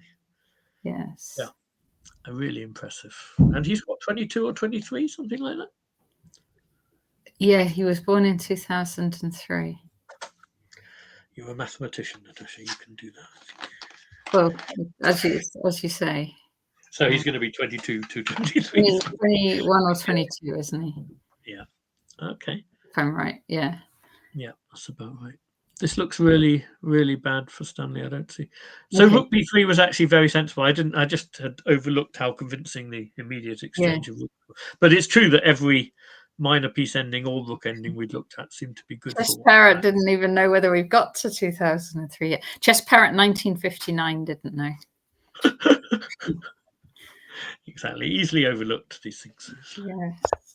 I was trying to do some prep one time, like quite recently, and there was a game that happened in 2019 and a game that happened in 2000, and I was like, the more recent one's the one that happened in 2000. I was getting like 2000 muddled up with 2020, and it's like a whole 20 years kind of doesn't make sense. It's like same kind of timing. And it looks like Stanley's doing what I said, by the way.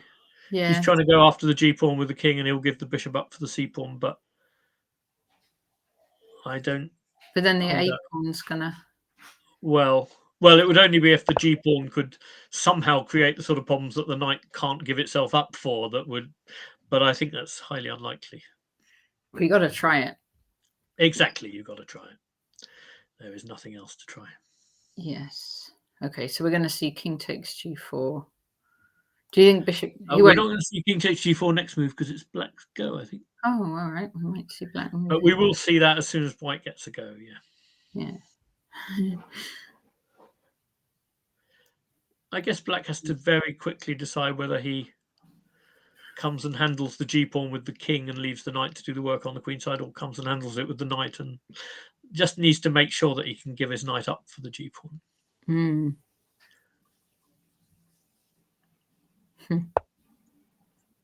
Because it occurred to me, another way to do it might have been to take the A pawn straight away and then sort of use knight b5 to send the A pawn shooting down as quickly as possible. But I'm sure this way he will have done the necessary. I think we should switch games for now. Okay, I do think there's probably going to be a decision in this game within a few moves, maybe. Okay, well let's do it for a moment. Okay, let's move on, and we can zip back to it when we see. Yeah, because look, this is my word. Yeah, there's plenty happening elsewhere. Right. Let's see. So we got it because Marcus, the guys, Filip sacked the exchange, didn't he, on f3, and then we were thinking it was looking pretty good. Yeah, we were white. Yes. And so it went on. King h1, we thought was sensible. We got to somewhere around here, I think. Okay. Look at 5. I like f4. He's switching. I mean, h5 gave a square to the king, but it's obviously created a weakness as well, and so he's sort of targeting that now. And it's difficult to see how black's even going to really cover that. You sort of go queen d3 or queen e4, rook g1, and it's quite hard to cover. Oh, rook g5. He didn't even need that build-up. Why not go? Oh, okay, yeah, fair enough.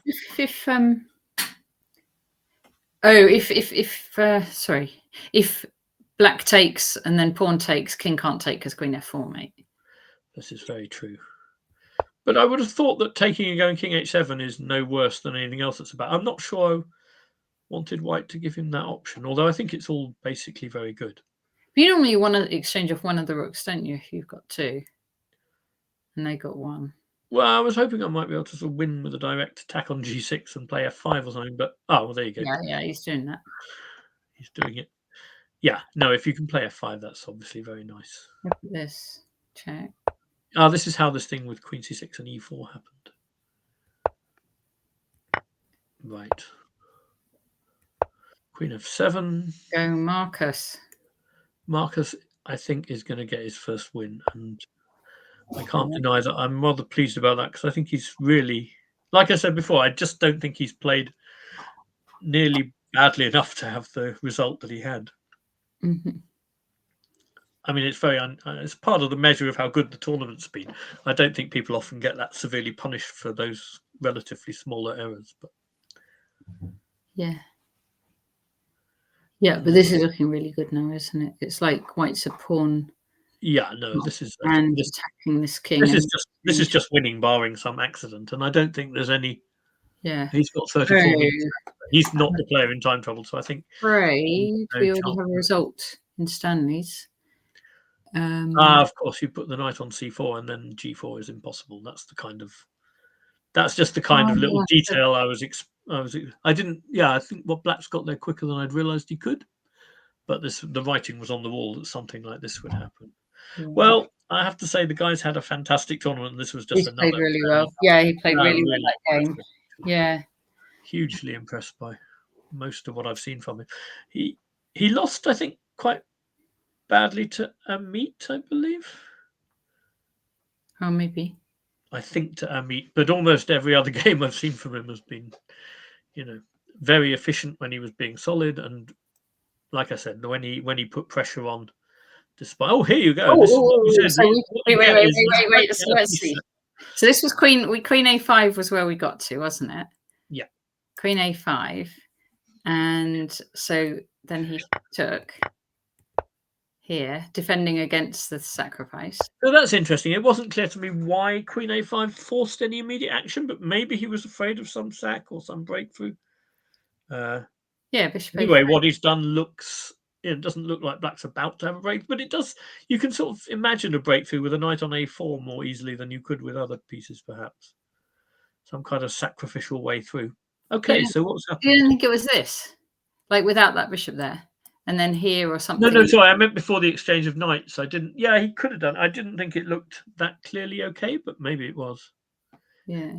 But I do think when you take on b3 and allow a takes b3, then the idea of piece sacks with a black knight on a4 do look more convincing. That knight can get there easily. Yeah, exactly. It's on route. Okay, so they went back. Okay, let's come the rooks. We don't need them for our sack. So just some minor pieces there. Yep. Here comes the knight to A4, like you say. Yeah, that's what. And this bishop's nice, though, isn't it? This one. Yeah, and so I assume that counter sacks like knight takes d5 are not very serious, although I imagine you have to give them a few moments. I haven't thought about it yet, but here we are. Oh, we've managed to allow it with check. I don't know if that's significant.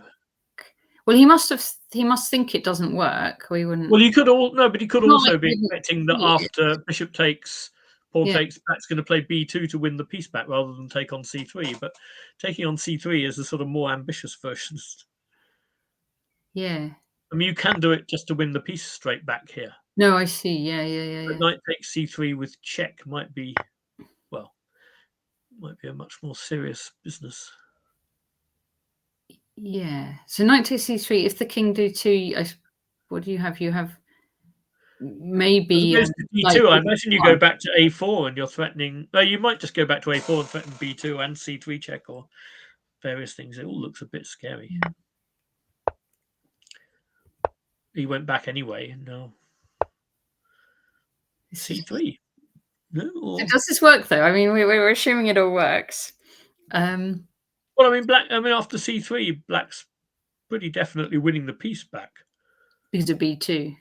Whether it's enough to win the game, it certainly feels like a downturn in White's fortunes to me. Yeah. Okay. I guess what he's calculating with C3 is whether White can then immediately. So if White gives up the knight, yeah. Well, specifically after knight takes C3, knight takes, can White play bishop D1 and try and take on B3 immediately? That would give pause. Let's see. So if here, this is what we're looking at, yeah? Here. I think so. I'm a little unclear what we should be looking at, but I'm just wondering about this. Yeah. Because, if we can reach an opposite colour bishop ending, that might be the best. Well, you could you do that? You can. I was then relying on D2, but I'm also thinking that if the wrong things happen for Black, they need to be careful. We can't sack on G5 and then push the H pawn. So. Yeah. So knight D1. That's where it's happened. Yeah. So we're looking. So C3. That's C3, I imagine White must be planning to take it. Yeah. And bishop. So bishop there. Okay. And I'm not certain about that move, but otherwise Black's threatening knight A4 and B2 anyway. So. Yeah. So, okay. So you do this. Yeah.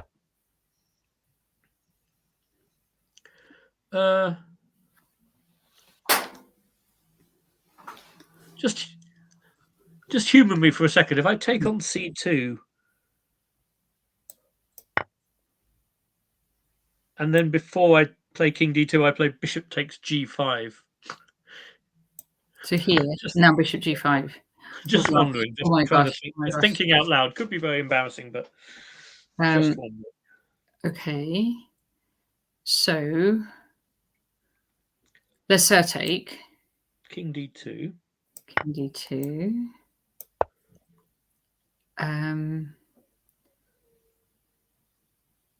Oh, sorry. Of course, you just go to F4 and then knight G6 will catch the H pawn. Sorry, I was only looking at. Again, so knight here. I was looking at knight E2. I was looking at knight E4 check, which is obviously a terrible circuit for trying to stop the H pawn. Yeah.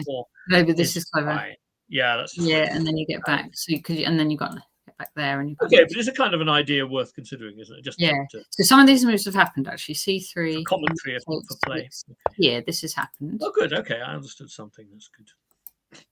So it occurs to me that the opposite colour bishop ending with takes bishop E4 might not be clearly and easily drawn. In a lot of fancy tactics, yes. So did we like bishop C2? Well, the more sane. I was just checking that before looking at the sane and sober bishop takes C2 followed by King D2, not giving away my pieces. I think that's probably going to be more the better way of doing it, because then the knight does go on the silly. Well, that's clearly, yeah. I mean, that's obviously the kind of mental main line. It was just I was trying to be crazy. But all right, let's say you do right here. So you do the sensible line. Here, and we go here, and they take presumably. Yep. You're winning the G pawn, aren't you? I think I'm expecting to be able to play bishop takes H6 again here. Bishop takes G5 again, because your knight is no longer on the same circuit. Okay, we can do that. Oh, you can, but I think I kind of feel like the worst is over for White now. Bishop D2 or something. This is this is the dream position White can get in this ending. I don't think it gets better than this. Okay. I mean, White's... All right. So even if I'm still defending, I fancy my chances there. Something different happened after bishop D1. It went takes. That's what I said. Whether this opposite colour bishop ending might not be so easy for White to draw is what I wondered. Yeah. Bishop E4. Bishop bishop e4. e4, and that's what's happened. Yeah, well, the threat of bishop f3 is serious, so I think the king has to go that way, and then black hopes to win by bringing the king the other side. If white's king is permanently tied to defending g4 and there's no chance of bishop g5 ever giving counterplay, which seemed to be true, then I'm sort of thinking that Ameet has some serious chances here. Yeah. Now, Chess Parrot has commented that actually black's playing without his king. I see what you mean. Well, It's been quite a critical series of moves. I don't think he's intending to keep playing without his king for very long. I think we will see the king. I think we will see Ameet to rediscover the joys of bringing his king into the endgame. So, do you reckon black's going to go here just to stop the g4 pawn being taken? You're doing what I keep doing. I reckon white is going to do that. White, yeah. Yeah. Sorry, I think I've made that error loads of times, so I thought I'd pick you up on it. Thank you. Thanks for that. Then I think king b7. I'm wondering how white's going to handle this. And is this king what, like that? Or no, where's this king? Quite likely. Or possibly I play b4 at some point and then just wend in that way. Right. Yes. Okay. Interesting. And so I guess the other thing white can look at is whether they can avoid having to play king e2, keeping their thing completely passive forever. If they could play... No, it seems too slow. If you don't do king e2, this... Yeah, you're losing, but I wanted to sort of have time to maneuver the bishop round to attack h6 in return, but we haven't got time. Wait a minute. No. So if this... Is that going to be a move? There's no square for the king where bishop... No, it's not, because after bishop takes g5, we just go h takes h6 and bishop back to e4 again. So that can never be a thing, I think. As long as you've taken that one. As long as... No, even if we haven't taken that one, we've got a pawn on g5. It's a black pawn on g5 is still holding back g4. Right. And the king can't approach because the bishop and the pawn control all the squares, don't they? Yeah, which is kind of pretty handy. Even if there wasn't a b pawn, that would be true. So white pretty much has to play king e2 then, don't you? Yeah, so I think black might just be winning. But why is this winning? So let's see. So king here. So here. So it's king b7. Oh, we go to here and then play b. Yeah, probably. We'd have to go to there and then play b. No, I might just go to a6 and play b4 because after pawn takes king b5, you're not going to be able to defend b4 because the bishop's needed to defend b2. So just go. Sorry, a6, king a6. I think so. Oh, I see. And here and then yeah. Oh, wait a minute. I don't. I'm missing an important detail here. Can we ever meet b4 with a4 and just block things up? Not if the king's on a4. No, exactly. So you might be right. Maybe we do have to go to a4 to prevent a4. Something I had not thought of till then. But you might go like this and this and stop. Yeah, but and then I was planning to go b4 at that moment when the bishop comes to c3 because you can't take with the bishop, and you can't play a4 because I'm attacking the bishops. So here, and then if this. You played pawn and then king b5, wherever the king is. I want to put the king on b5 then. I think that's oh my goodness. Look. What? Oh, he's resigned. He's resigned. Yeah, not in this position, but let's just see the rest of the game because it's okay. So where are we? What move are we on actually? No, maybe he has resigned on this move. He's just resigned here. Oh, has he? Well, I think what we were suggesting is probably basically true, right? That because white has zero counterplay, black can basically organise having the king on the best square to play b4, and that's it. Yeah. And he just didn't fancy playing one. Well, chess is so cool. I mean, chess is so cool. Matthieu was, leading the tournament jointly, I think, this morning or something. Yeah, and now suddenly he's lost 2 games on the final day, and the whole tournament looks very different for him. Yeah. Okay. Oh, and just need to report because now all the games are finished, but we need to report that Supratit and Eldar have had to draw. Oh, well done, Supratit. That's really, I'm so impressed by his resilience this tournament. Yeah. So how did that? We'll just see how that went. Yeah. I did wonder if I was overestimating his position a bit. Sorry, overestimating Black's position, but it kind of felt to me like one of those things where So I we thought had it was going to be hard to defend. and we had to take with the bishop. Yeah, knight d4 and rook d2 I liked. But the idea of still playing g5, h5, trying to create some counterplay on the king side, I sort of didn't take so seriously, but maybe it's a very good idea.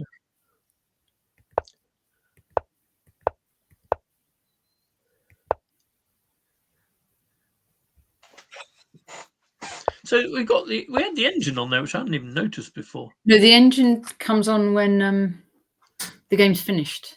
Ah, that explains it. Okay, so the engine does quite like Black, but not as much as I was liking Black, I think. Oh, and then he actually got a simplifying trick. And I guess the king's not really in danger now. And here, Black off to draw, I guess. And then engine says, so